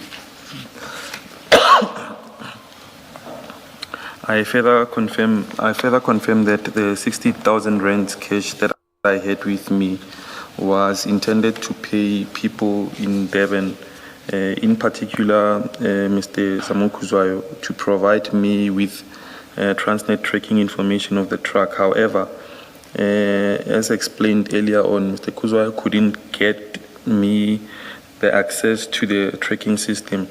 As a result, I did not pay him. And the only information provided was still picture, I'll say still pictures, apologies. Was still pictures of the Transnet screenshot with the truck details. The 60,000 rands was mine, but the understanding was that EB will reimburse me in the part of that arrangement was facilitated by Mr. Mapatso. You refer to people, plural. Who were the other people, and what would you have paid them for? I think, and also here, the people part, because the intended person was this specific person. No, you have said it was intended to pay people in Durban, in particular Mr. Zamo Kuzwayo. So it was not just him, it was people, plural, but in particular him. So I'm asking who the others were. Apologies.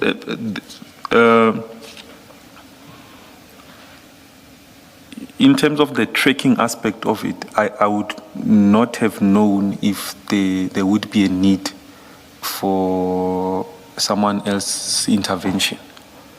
So he would be the main person, and he would then guide me as to if there's a need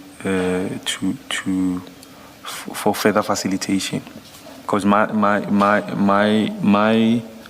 objective was to gain access to the tracking details. Thank you. There's just one more question from me.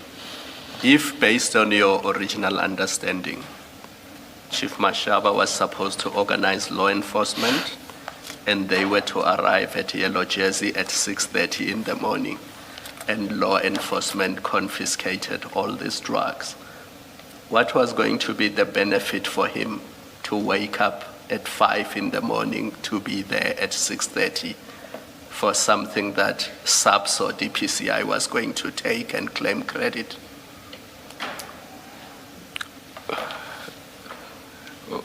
Yes. If I may, Commissioner Khumalo, I think the commissioners would have seen literally in all my statements and even in my call records. I've always maintained Chief Mashaba as DPCI, so that would be his credit according to where I was sitting, because he would have been part of the people to claim credit. Right. Was your plan to pay him cash No. for assisting you with the bust? No, not at all. There wouldn't have been any reason, because hence I say in my experience, in my past experiences, there have been instances I've given information and then things come short. So I wouldn't have had any need to pay him.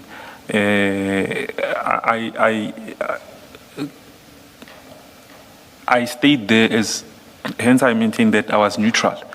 My number one objective was make sure that there's a bust. It's a recorded bust.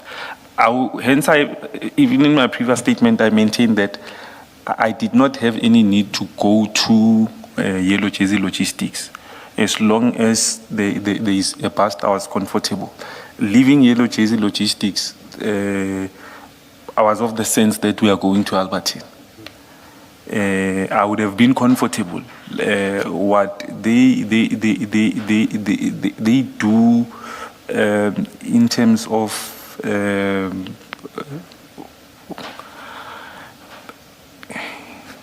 in terms of how they deal with exhibits, I would have not featured.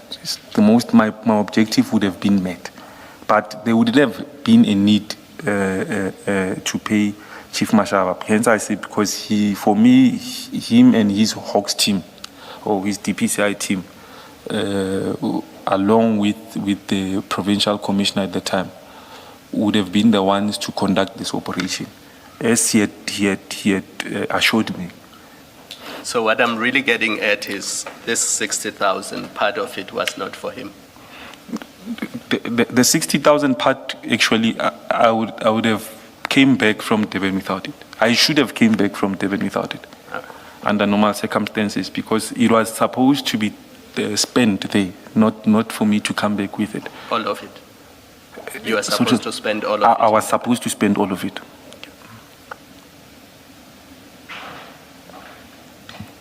Chair, that will be the end of, I suppose we'll call it further supplementary statement by Mr. Nku, Chair. Thank you, Mr. Musigit.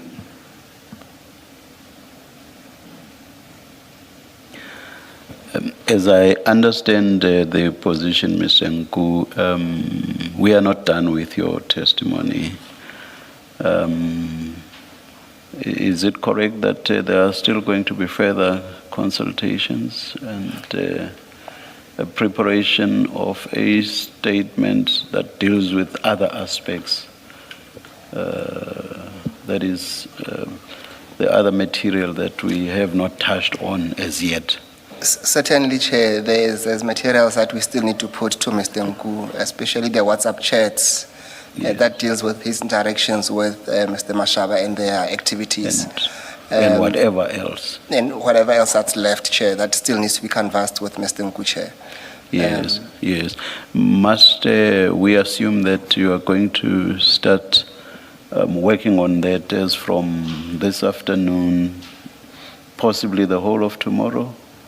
Yes, Chair, we'll use that time to finalize Then- what you started on Friday, yes. Then the idea should be to resume, depending on where you are with those preparations, resume on Wednesday. Yes, Chair, we'll be indebted to that, Chair. And then depending on how much ground is covered, we could be with Mr. Nku Wednesday and Thursday. Yes, Chair, we'll keep him informed, Chair, but I think he must stand.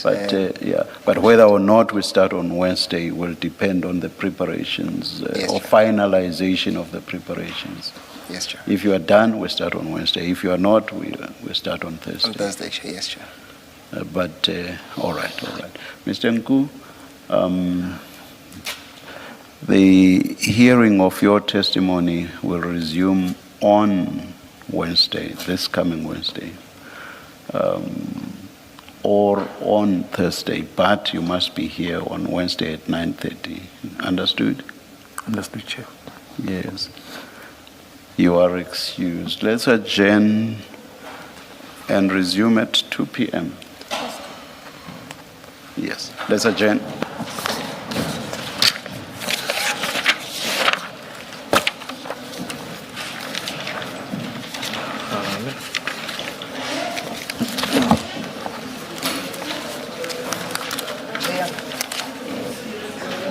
How do I resolve the problem?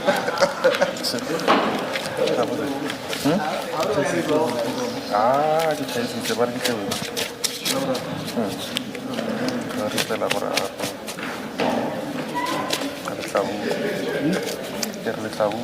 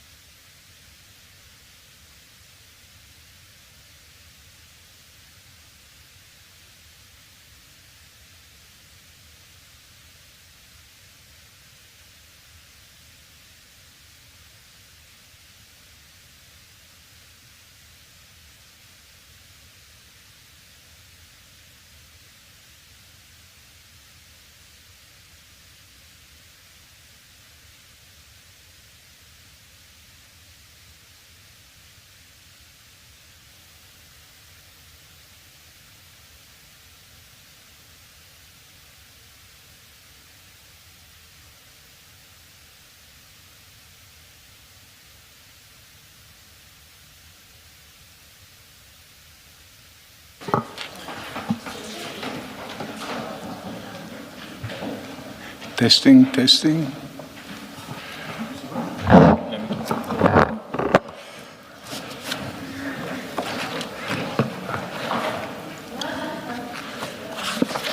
Hi, can you hear me? Mr. O'Sullivan, can you hear me? Yep. Okay.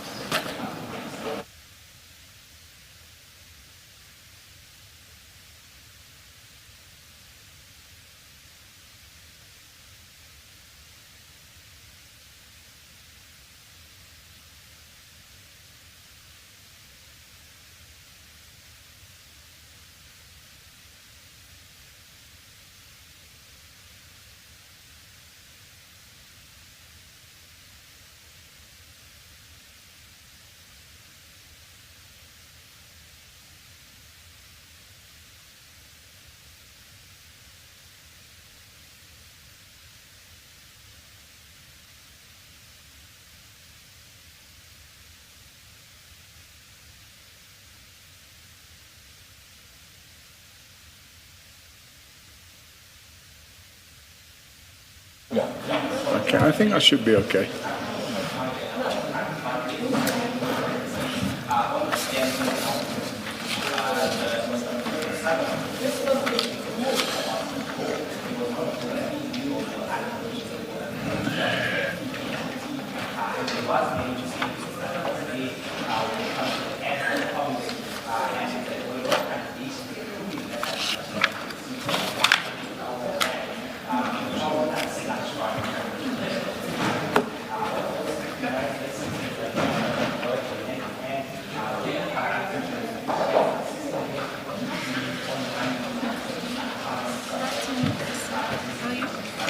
You just need to exchange your index. That's my index. Okay, let's do this. Oh, you want to look at it like that? Yes. So I can quickly look at it if I need to refer to something.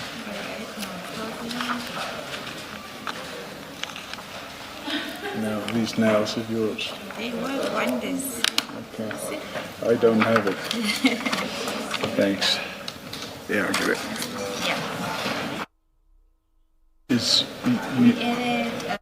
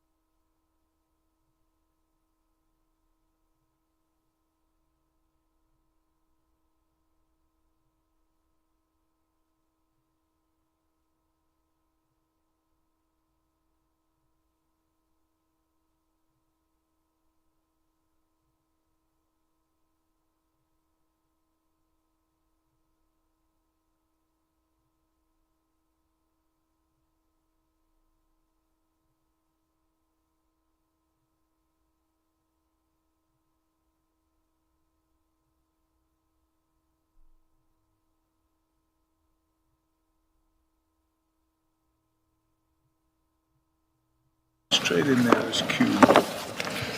And then the page numbers presumably 3. You managed to get that off. Good afternoon, Ms. Low. Good afternoon, Chair.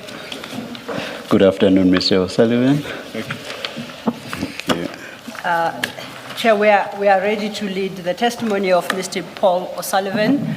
Mr. O'Sullivan would like to take the oath. Mr. O'Sullivan, please state your full names for the record. Sorted. Please state your full names for the record. Paul O'Sullivan. Do you swear that the evidence you are going to give is the truth, the whole truth, nothing but the truth? If so, please raise your right hand and say, "So help me God." Thank you. Thank you, Chair. Mr. O'Sullivan, you should have before you 2 files, a small file and a fairly biggish file. The first small file should read on the spine statement. Correct. So that's the one file containing a statement. And the second file contains the various annexures that you reference in your statement. That's correct. If then we could turn our attention to the small file. The small file indicates that it contains the statement of Mr. Paul O'Sullivan. It's a 29-page document. If you could turn to page 1, up to 29, and it is signed and dated the 17th of June 2026. Do you confirm that is the statement you prepared for purposes of your testimony to the Commission today? 100%. And do you stand by the contents of this statement? Absolutely. Before we start, I think I should point out to you probably a process that you know we adopt at the Commission, which is for some time we allow the witness to speak freely to the contents of their statement before there is any meaningful engagement. And when the witness gets to the conclusion of that exercise, then we sort of go over the statement again and re-engage. You and I this afternoon are under significant time pressures, and I would like you to confirm that we have agreed on a slightly different approach which you believe doesn't prejudice you or in any manner would undermine your testimony, and which is instead of you speaking uninterrupted through your statement, that we shall do so per topic, because the topics that you traverse in the statement are independent and standalone topics. And in the course of engaging on any single topic, the commissioners are welcome to engage with you, and you will take questions. But before that happens, you'll be provided with an opportunity to summarize that particular topic and highlight those aspects that you believe are important. And thereafter, then the engagement will begin.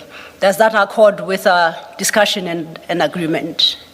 Yes, Commissioners, it was agreed that in order to try and truncate the evidence that I give, we should try and rattle through it as quickly as we can, topic by topic. Thank you, Mr. O'Sullivan. Commissioners, I trust that would also find favor with the commissioners, that approach. Yes, yes. Thank you, Chair. Turning then, Mr. O'Sullivan, to your statement, you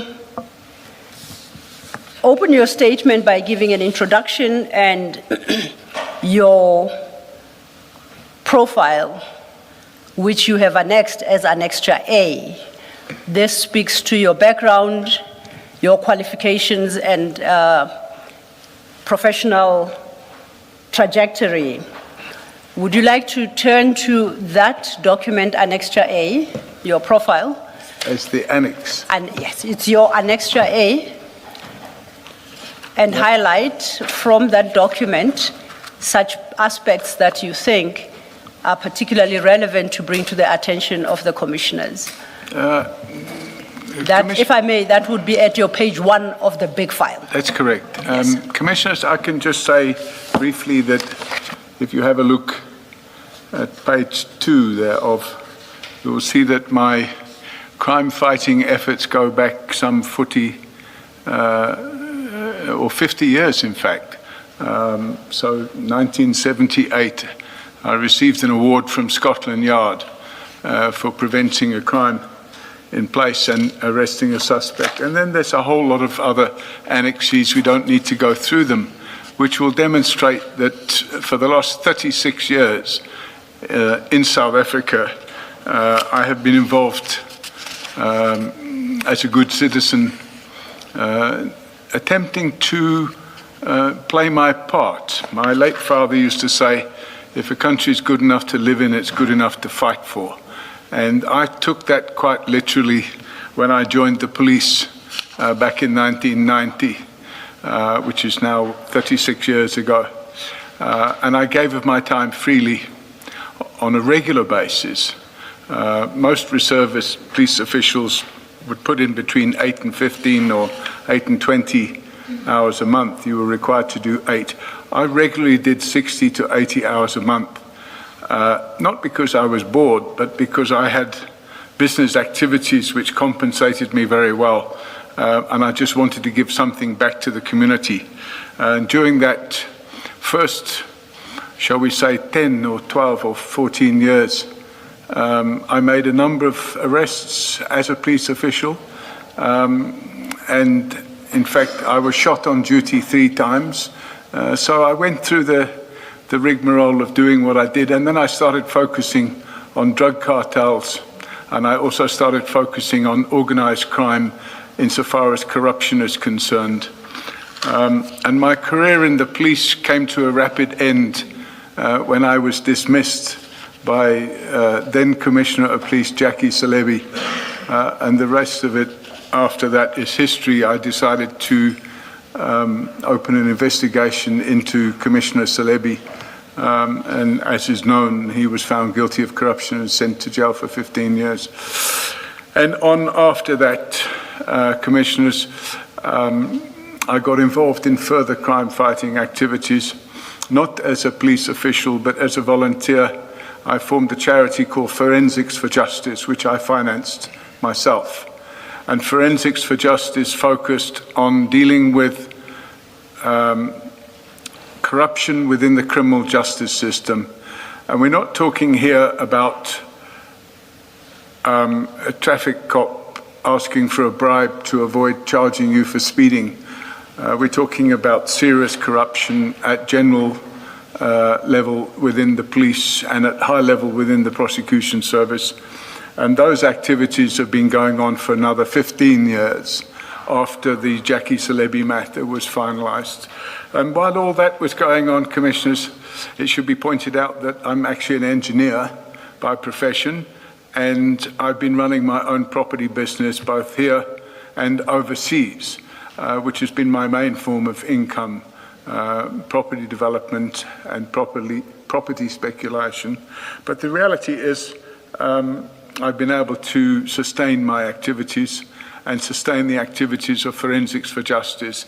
And I think, unless you've got any questions, I'd like to leave it at that. Thank you, Mr. O'Sullivan.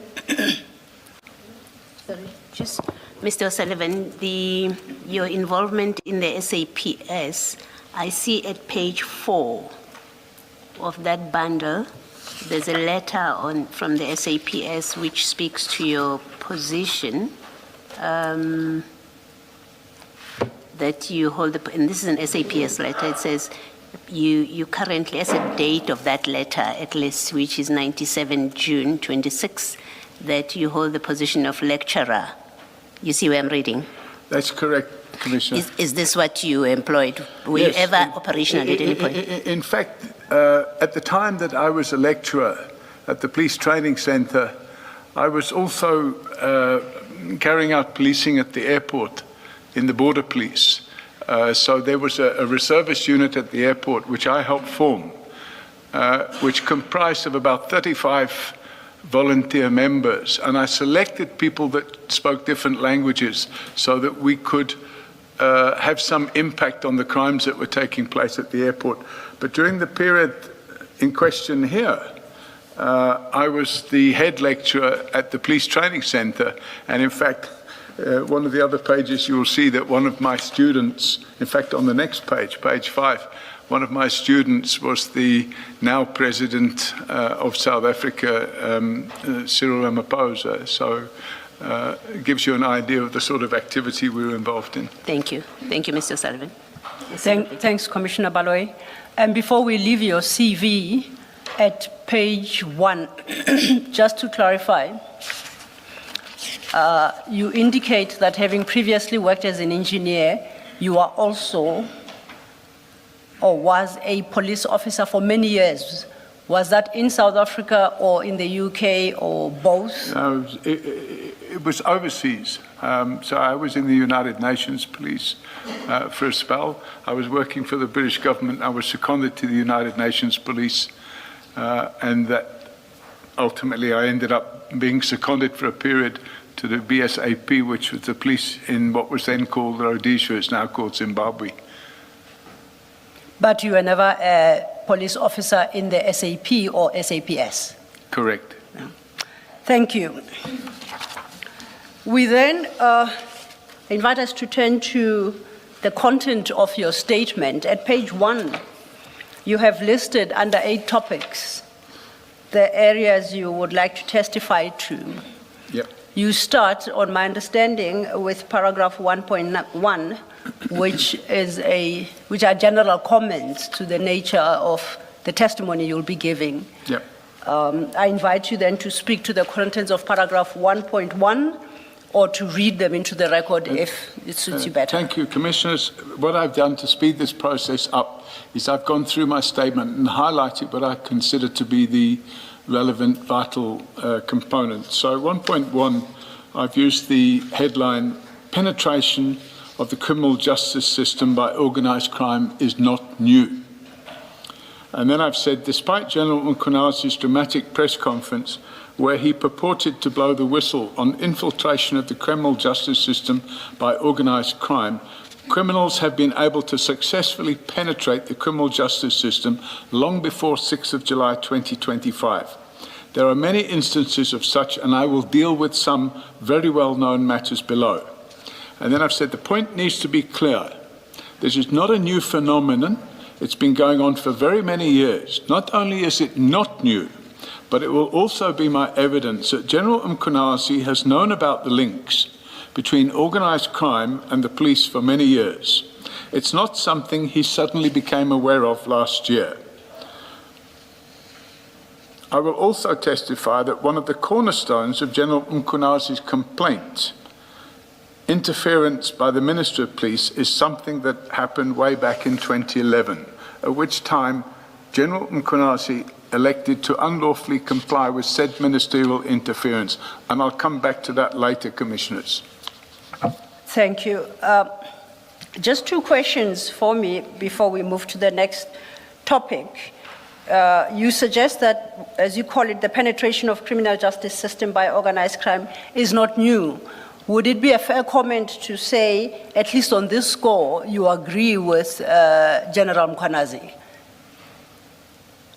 That his testimony was that over a period of time, the criminal justice system appears to have been infiltrated by organized crime. Yes. And he testified to the extent he went to try and shine light on the problem. So, because you say it's not a new phenomenon, just on that aspect, I just want to find out if technically then you agree with General Nkunazi in that regard. My area of divergence is that it's not new. Of course, General Nkunazi brought it up on 6th of July last year, but it's nothing new. In fact, I've given an example of the 1990s, when the head of organised crime in KZN, Superintendent Piet Meyer, was sent to prison for 10 years for colluding with drug traffickers. So it's not new. It's been going on for a long, long time. What's the point of diverging? What are you seeking to establish, or what are you seeking to convey to us by diverging on this? Commissioner, if one looks at, and later we will come to it because I've had the media conference of General Nkunazi transcribed. If one looks at the transcript, it looks like, wow, this is something that's going on, it's just happening. But actually it's been going on for donkey's years. And to have it suddenly thrust into the public eye on the 6th of July last year, I will be later explaining that in my opinion, that actually there's another motive for what happened last year, and we'll come to that later, Commissioner. Thank you, Chair. And in fact, the point about Senior Superintendent Piet Meyer you make at your page 3, at the top of page 3, that first paragraph, what you just alluded to. Yes, I mentioned, sorry, ma'am, I didn't catch No, it. I was saying the point about the arrest of Senior Superintendent Piet Meyer yes. you make at the top of your I've page covered that 3. as an example, so I've gone way back. Yes. In the 90s. Yes. And then I come forward with a couple of examples in the last 20 years, serious examples, which are common cause. And my second question is in relation to the statement you make about General Nkunazi, and you say at the bottom of your page 1, General Mkhwanazi has known about the links between organized crime and SAPS for many years. My reading of your statement, unless I missed it, does not seem to cover the knowledge that you attribute to General Mkhwanazi in this regard. Do you deal with this aspect in your statement? His knowledge of links between organized crime and SAPS? Yes, I think what we'll come to later is not only his knowledge, but the steps he took, in my opinion, unlawful steps, to deal with one of the senior police officials that was involved in the penetration of organized crime into the criminal justice system. But I think I'll come back to that later. All right. Thank you for that. That then would bring us to your paragraph 1.2. Having then said something about Senior Superintendent Pete Meyer and the events of 1990 to make the point that the problem is historical, you then at page 3, 1.2, deal with Mr. Glenn Agliotti and Commissioner Jackie Silebi. As you are aware, I think that is that relationship and its outcome has been ventilated for a long time and quite in depth in the public domain. So with that in mind, would you like to deal with your contents of paragraph 1.2, Yes. perhaps by way of summary? Thank you. Commissioners, I'm not going to read the whole of 1.2 out because it's just, it's common course. But I've underlined a couple of important portions. 1.2.3, I've said Mr. Agliotti made his immoral living out of importing and exporting narcotics and counterfeit cigarettes. He often moved drugs and/or counterfeit cigarettes with a police escort arranged by a certain Captain Paul Stammet. Captain Stammet was not even a real police officer. He had been appointed by Commissioner Silebi at Mr. Agliotti's request. He was not even on the police's payroll system and had never undergone any police training or fitting out of uniform. But the sad part about it is he had a police identity badge that was issued by Commissioner Silebi. And then I've said Mr. Agliotti's other accomplices, and this is common cause, it's in the judgments which we'll refer to, include a security company owner, Mr. Clinton Nassif. Mr. Nassif also bribed Commissioner Silebi so that he could expedite the issue of firearm licenses for a security company. Mr. Nassif later supplied the same firearm that was used to murder Mr. Brett Kebbel in September 2005. Commissioner Silebi interfered in the investigation by allowing Mr. Kebbel's Mercedes, in which he was murdered, to be removed from Norwood Police Station by a brother-in-law of one of the murderers to a car body workshop where it was cleaned of all forensic trace evidence. And then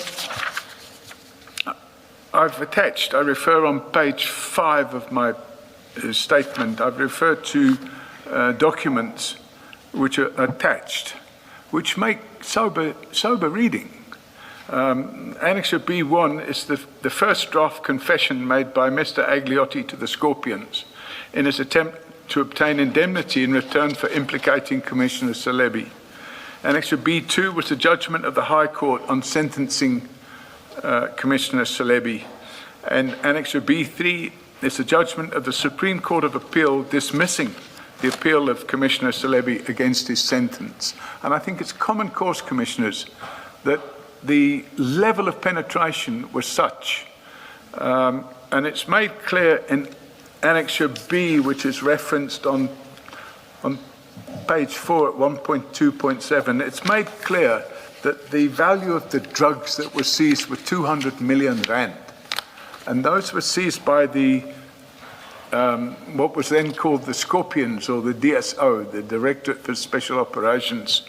And that was based on information which I supplied to them at the time when I had infiltrated that drug cartel for the purpose of having those drugs seized. And it's documented on the Annexure B.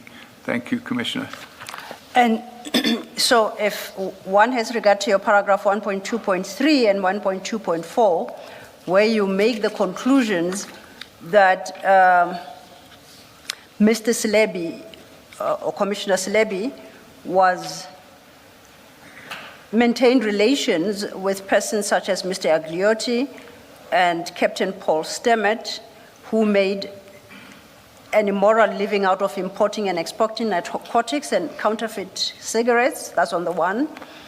And Mr. Selebi, Commissioner Selebi rather, being bribed by one Mr. Clinton Nassif.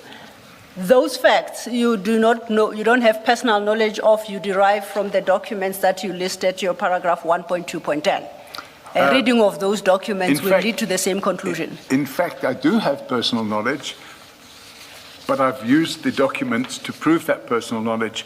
In fact, the morning after Brett Kebble was murdered, which I still, very distinct in my head, he was murdered on the 15th of September, 2005. And on the morning of the 16th,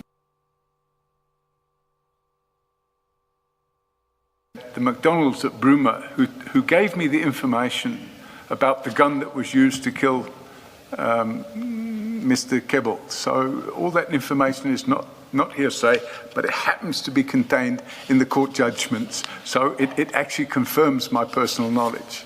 But for purposes of your testimony to the Commission today, you rely on these documents specifically? That is correct. Thank you. Is there any other comment you'd like to make regarding the relationship between Commissioner Selebi and Mr. Agliotti before we turn to your paragraph 1.3, where you deal with another relationship? Now, I'm really happy for the commissioners to, in their own time, to read the evidence and draw their own conclusions, because I believe it's quite compelling. Yes. Then if we stay with your paragraph 5, your page 5 rather, at paragraph 1.3, you have a subtopic, Radovan Krecher, General Mabasa, and Colonel Stein. Now, at page 6, you give quite an extensive background to this particular topic. It's at page 7, you then deal directly with the relationship between Mr. Krecher and General Mabasa on the one hand, and further on at page 9, you deal with Mr. Krecher and Colonel Stein. So let's take it. Let me just place on record that I was involved in a totally different capacity on issues relating to Mr. Agliotti, the murder of Mr. Brett Kebble, issues that related to Mr. Stemmet and even Mr. Nassif, but the context related to the decision that had been taken by Mr. Vusi Pikoli to prosecute General Selebi. And then Mr. Mshe, or Advocate Mshe, came in to replace Mr. Pikoli, but he was an acting NDPP. And this is how I then got involved. Advocate Mshe wanted to know whether or not he should reverse the decision of Advocate Pikoli. A 4-person panel was appointed to look at that decision by Mr. Pikoli and to pronounce on whether the 4 people were of the view that Mr. Pikoli was correct in taking the decision. I chaired that 4-person panel, and our decision was that Mr. Pikoli's decision was correct. I thought I should just place it on record that I had that involvement on some of the issues or some of the facts that you are touching on. Thank you, Chair. Understood. Thank you. In fact, thank you, Commissioner, for that.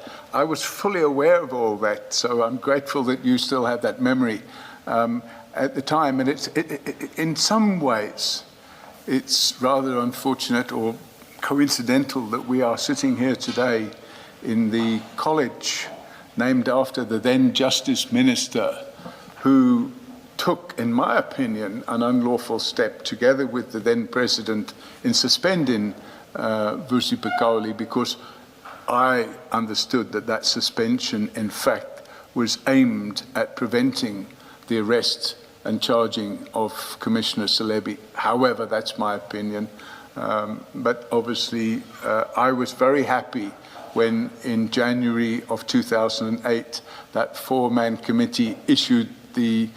It was a four-person, we actually had a woman. There you go. I used the word man as in human.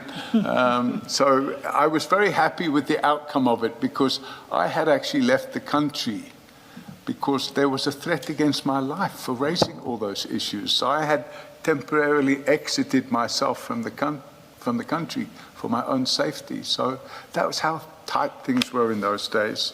Thank you. Thank you, Chair. Thank you, Mr. O'Sullivan. But as I understand, your testimony today doesn't relate to that part of things that the Chair highlights. He's just placing it on record.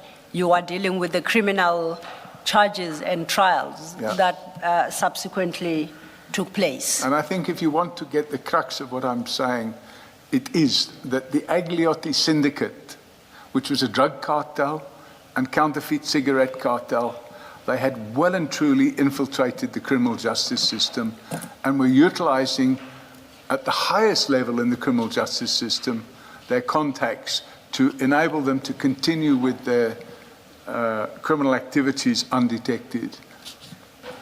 Thank you. If you are ready, then we're ready to turn to the next set of relationships, and this time it's between Rodovan Krecha and General Mabasa on the one hand, and Colonel Steyn on the other. Yes. I would perhaps suggest that you consider reading paragraph 1.3 and overleaf under the heading 1.3 at page 5. Yes. That would give us an introduction into the topic. And then you could highlight what you consider particularly important under background at page 6. You don't have to deal with that page extensively. So for that purpose, I'll just read out 1.3. And I say that in this section, I will first give background information on Mr. Krecha. Then I will deal with senior police officials who I identified were on Radovan Krecha's payroll. I refer to the case of Krecha for 3 reasons. First, it is another obvious example showing that the issue of criminals infiltrating the police, ostensibly prompting the press conference of General Mkhunazi, is nothing new. Second, it involved multiple attempts on my life. Third, it involved a corrupt police officer who resurfaced as a witness at this commission. Now, when I refer to him as a corrupt police officer, that is my opinion, because he hasn't been convicted of that, but I'll explain why I refer to him as a corrupt police officer.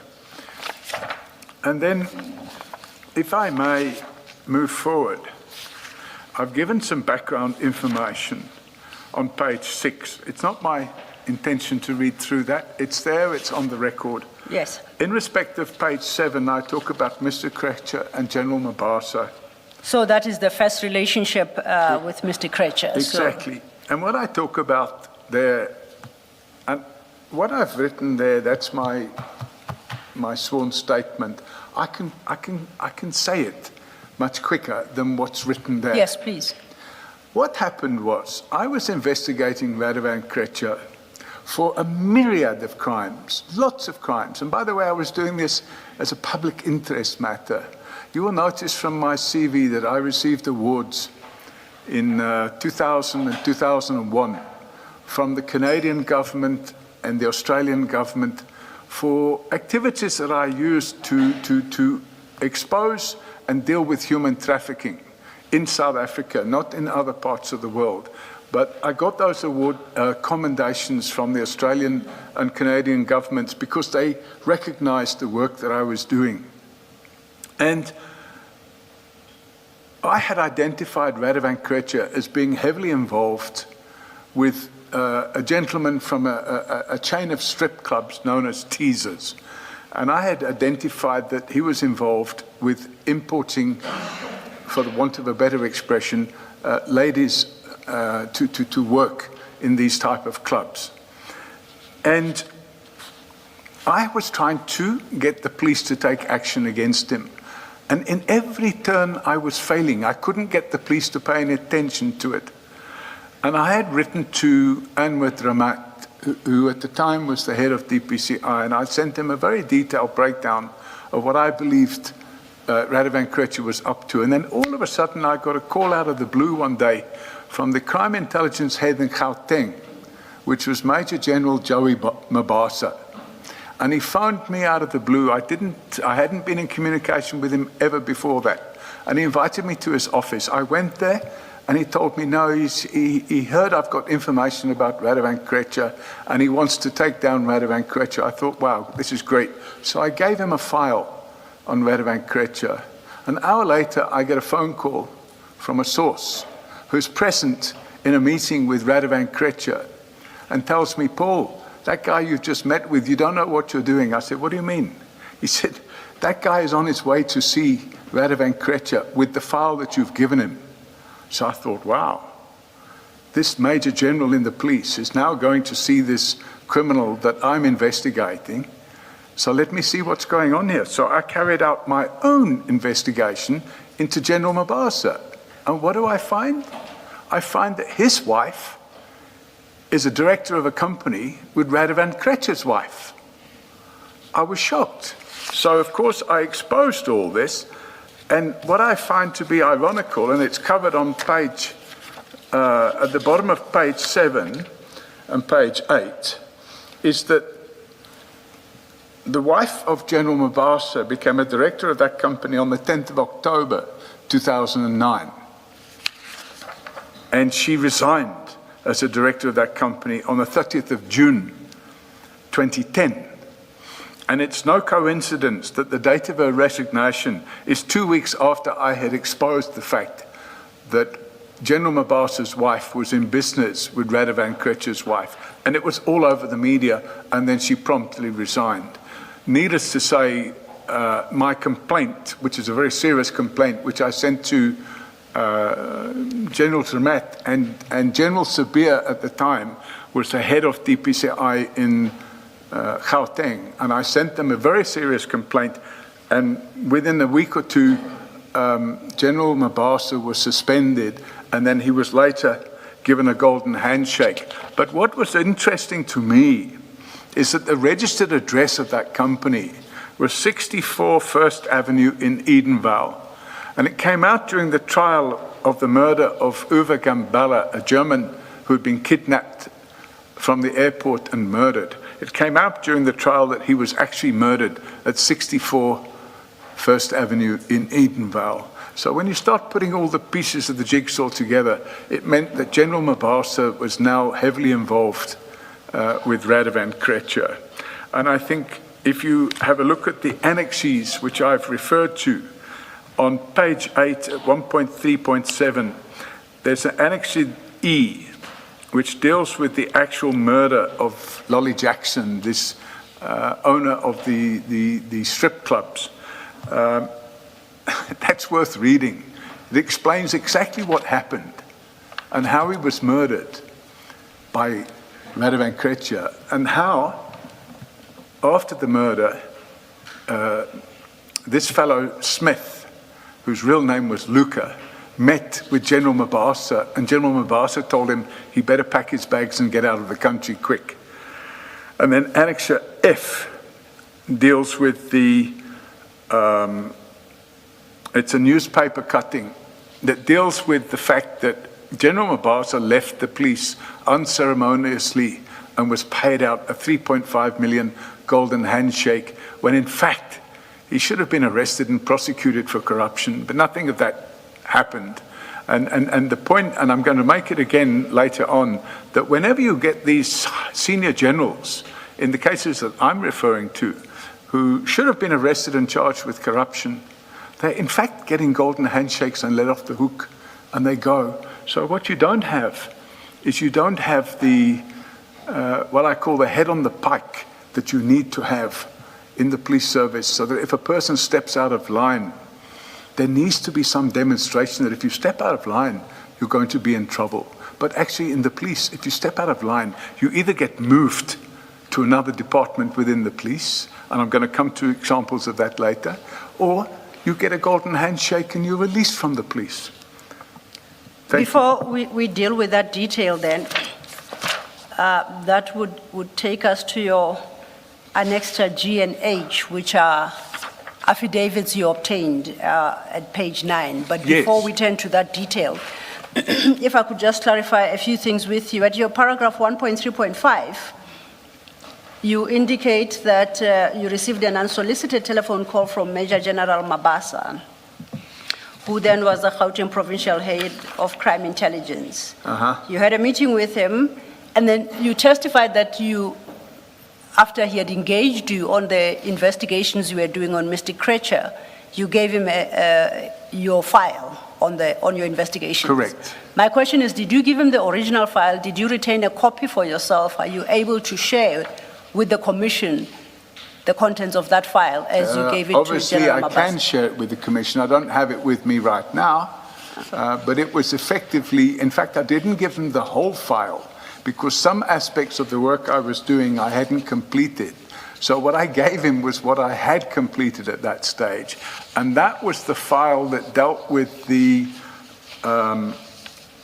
money laundering that was going on with a gentleman by the name of Alekos Panayai, who was the bank manager for Cyprus Bank in South Africa, who was doing money laundering between Radovan Krecher and Lolly Jackson.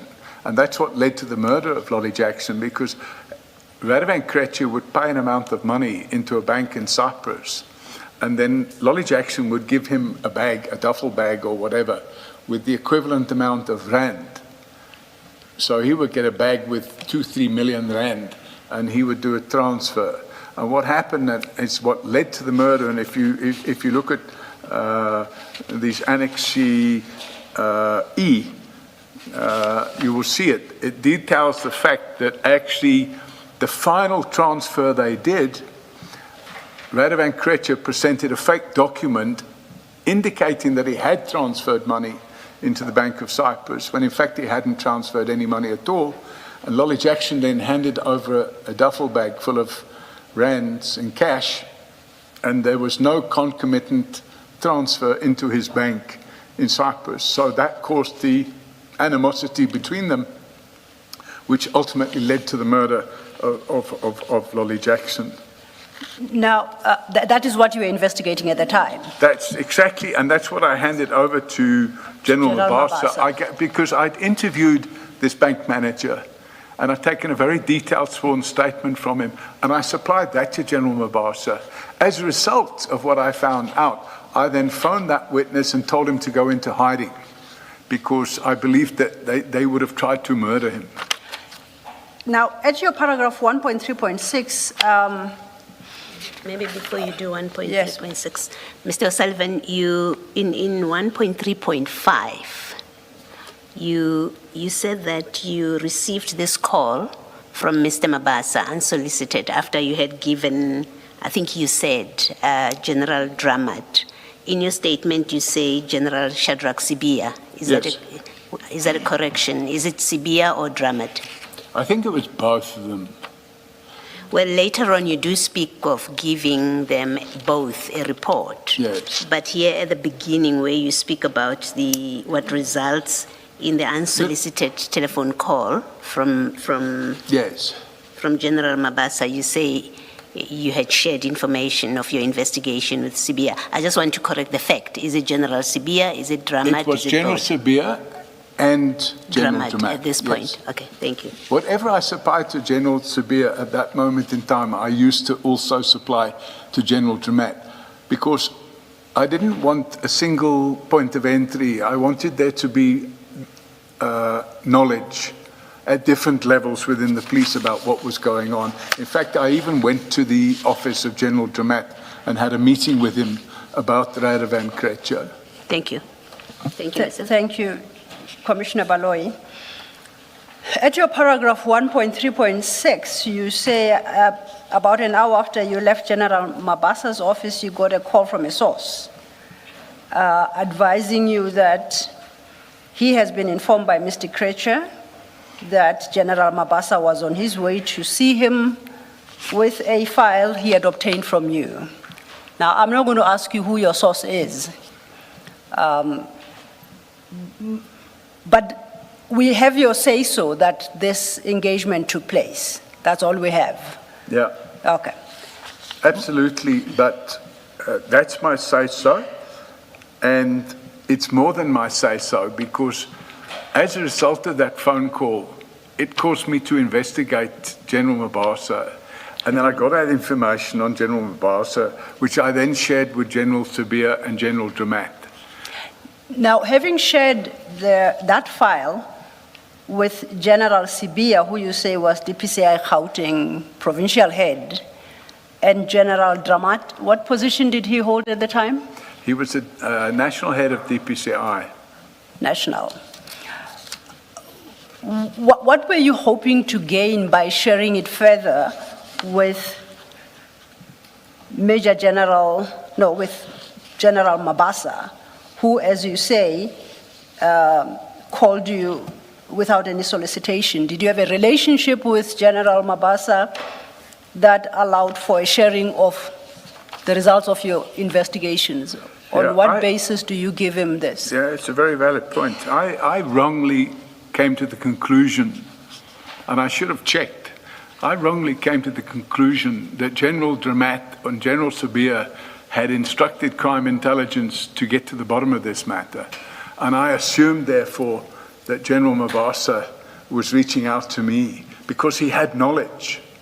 So if you've got this knowledge, then you must be involved in it. So I readily gave him this file. And did you ever engage Generals Dramat and Sibia about this matter and whether or not they had an Immediately engagement afterwards. So, Commissioners, if you have a look, on the same day that I met with Mr. O'Sullivan, you should wait until... Oh, sorry. Yeah, if you speak at the same time, there will be problems with the transcription. So I thought you'd finished. No, my question was, after then your source called you to inform you that Mr. Krecha has just had a telephonic discussion with General Mabasa about a file you had given to General Mabasa. When you learned that, did you ever have a conversation with General Sibia and Dramat about the turn of events? Who are the people you say you had initially engaged around this matter? Yes, but I didn't do it the same day. So what happened was, I got this phone call. Then I thought, wow, if this is true, because you don't take everything you're told as being the gospel truth, you have to look into it. But what it prompted me to do was to look into General Mabasa. And coincidentally, when I went to meet him at the Diagonal Street building, being the type of person I am, he'd arranged parking there for me. And when I went to park there, I saw a parking bay. And it's not in my statement, but I'm just recollecting this. I saw a parking bay marked up for General Mabasa. And I made a note of the registration number of the vehicle that was parked there, just for my own interests, because it looked like a very fancy double cab. So I made a note of the registration number of that vehicle. And then what happened, when I get this phone call, I then start to carry out investigations. And I immediately found out that General Mabasa's wife was in business with Radovan Kretsch's wife. They were directors of the same company. And I could not think of any logical reason other than it was to conceal some form of corruption. And then when I ran the checks on the motor vehicle, I found that the vehicle, well, I phoned the dealer, I found that the vehicle had been purchased by Radovan Kretsch for General Mabasa. So you put the pieces of the jigsaw together, which I did. And I then went and met with General Dramat. I phoned General Sabia and told him what I'd found, and I went and met General Dramat because I was so keen to make sure that they did something urgent about it. And I think a week later, General Mabasa was suspended. Did you do an in-notice check on the vehicle, the registration of the vehicle? Correct. Yeah. Yes, correct. Is it not so that all that this would have shown you is in whose name the vehicle was registered? Why I'm asking that is, how did you then establish who had purchased So the... we're able to, Commissioner, we're able to do various checks. The one check you can do is just to get the ownership of a vehicle. Another check you can do is to get the history of the vehicle. It wasn't a brand new vehicle, it was a used vehicle. And the previous owner of it was Groep Twee Beleggings, which was Radovan Kretsch's company. So you put two and two together. Thank you. My question was going to try and understand the checks that you say you conduct. Are these the checks that normally are reserved for law enforcement to undertake, or do you have access to the system? And Yes, if so, in what capacity? Let me explain to you. We don't have access to the NITIS system. We have access to what we call closed source data banks. So we have to sign a code of conduct with, so they're accessible by certified fraud examiners, forensic investigators. It's not the same system that the police use. It's a private system that's used, for example, TransUnion. I don't actually do the checks myself. I have staff that do it, but I don't know the systems we use, but they are all above board and all lawful. We have to sign a code of conduct so that we're not, shall we say, becoming information peddlers where people can't come and pay us for information. And we have to stipulate that the investigation is being done for a particular purpose. So it's fraud. So if you're investigating fraud or corruption, you have access to these databases, and it's all above board. And you say this, you have access to these systems as a certified fraud examiner. Who certifies and registers examiners for that purpose? And what is the name of your entity that is so registered? The Association of Certified Fraud Examiners. There's a South African chapter. There's a chapter in most countries in the world. And it's a very rigorous process to go through. You have to have a first degree. You have to do 2 years of work in the fraud field. And then you have to sit exams. I think the exams are rated as NQF8. So it's quite a process. You can't just wake up one morning and decide, oh, I'm going to be a certified fraud examiner. It's quite a rigorous process to get through.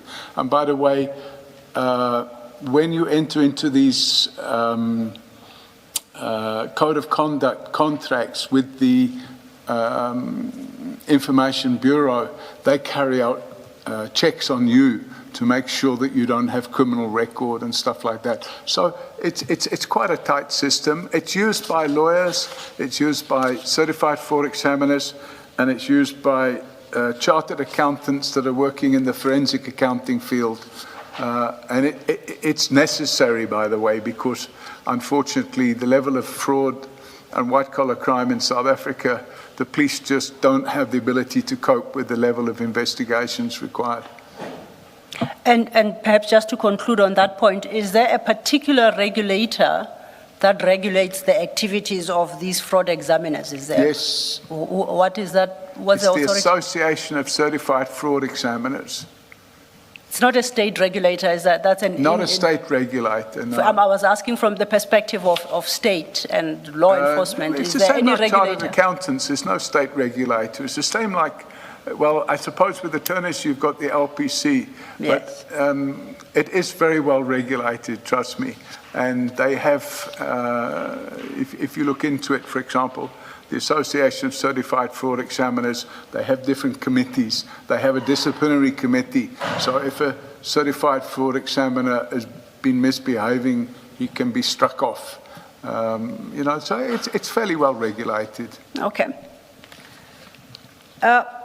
At the conclusion of 1.3.6, you deal with Annexure C, which is what you say, it's a company search you conducted, where you established that General Mabasa's wife and Mr. Kretsch's wife were shareholders in the company?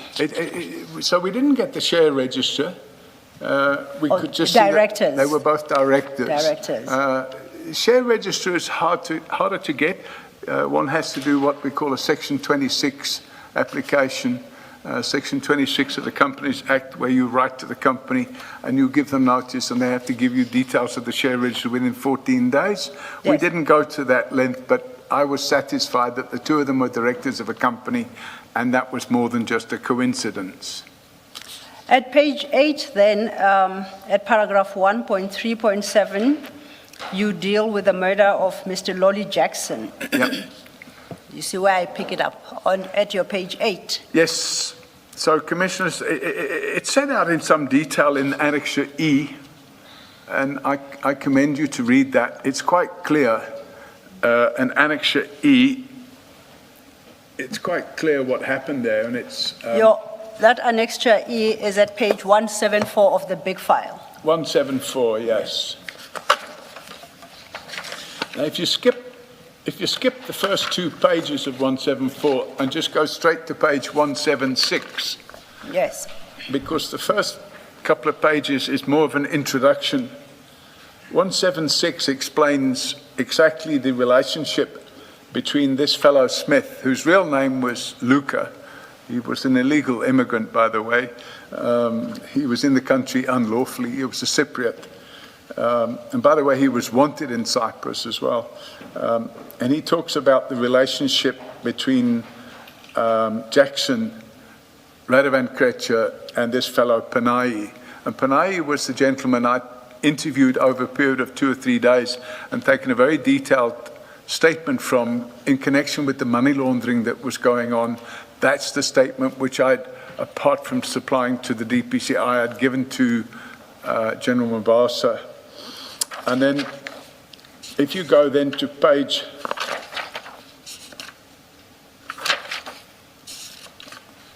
186? 180,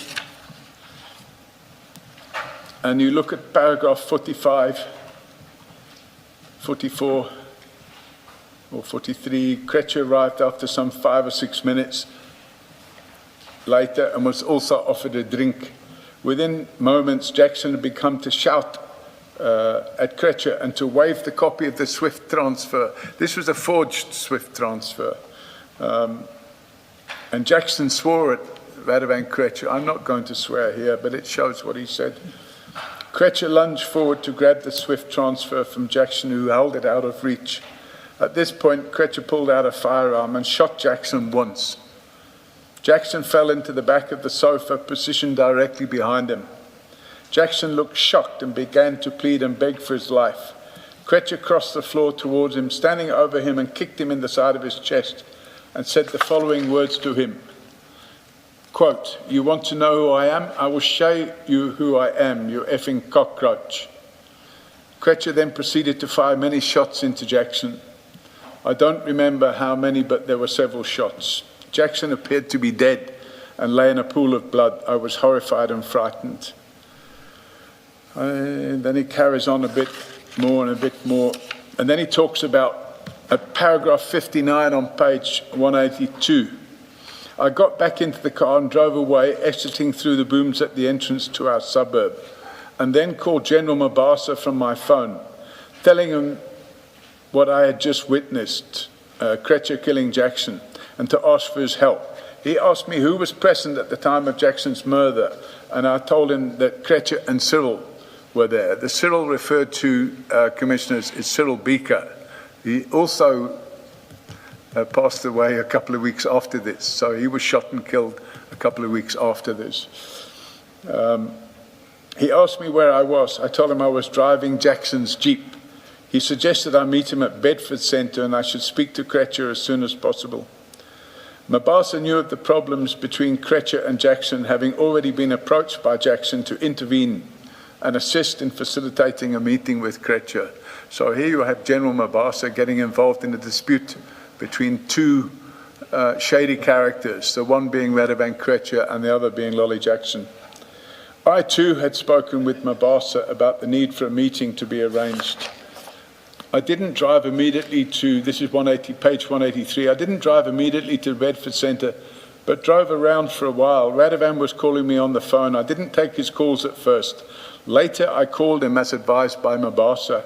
He asked me to meet him at Yanni Lucas Engine Garage near to Linksfield. We met there. When we got there he got there before me and I met him behind the garage. He wanted me to calm down, but I was extremely angry with him for what he had just done and didn't want to listen to his stories.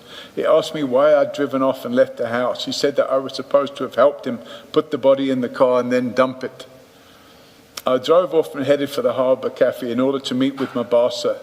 Upon my arrival, I saw several people, including Cyril Beaker, who was sitting with Hein Mitrovic in the smoking area.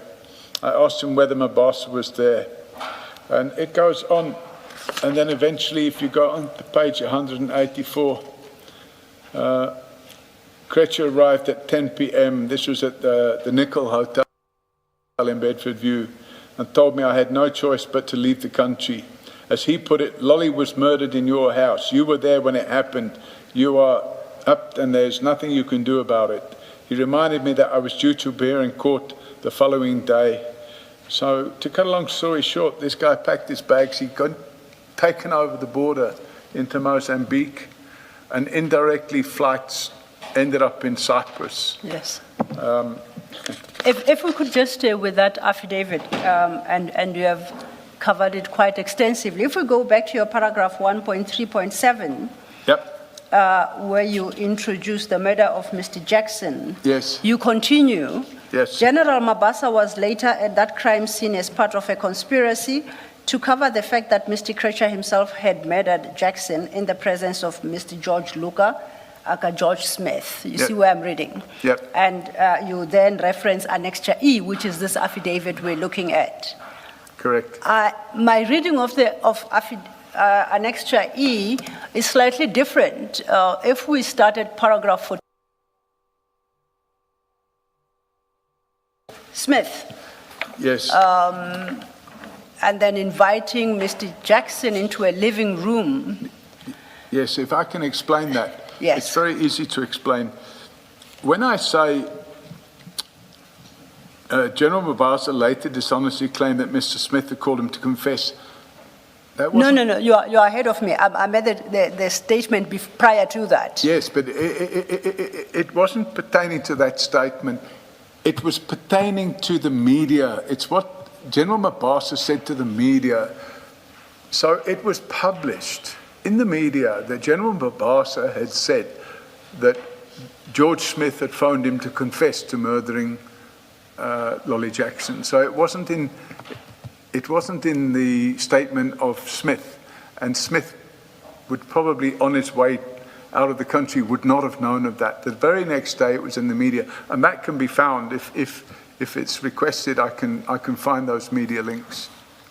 Just to make sure we're not talking at cross purposes, I was more interested in the statement you make that General Mabasa later arrived at the crime scene as part of the conspiracy to cover the fact that Mr. Kretcher himself had murdered Jackson. Yes. And that fact is not in here because the narrative by Mr. Smith places Mr. Mabasa nowhere near the house where Mr. Jackson was supposedly murdered. Correct. There are other statements from other people that place General Mabasa outside the crime scene while the crime scene was being investigated by the police. And I haven't attached those statements, but if I'm requested to do so, I will obtain those statements and supply them. I just wanted to be clear that it's not Annexure E, No, because it's my not in reading his of Annexure E No, doesn't lead me to wouldn't that have been conclusion. Okay. Smith wouldn't have been aware of that. Yes. You continue at paragraph 138, where you say you later established evidence of a corrupt relationship between General Mabasa and Mr. Kretcher, and you reference this Toyota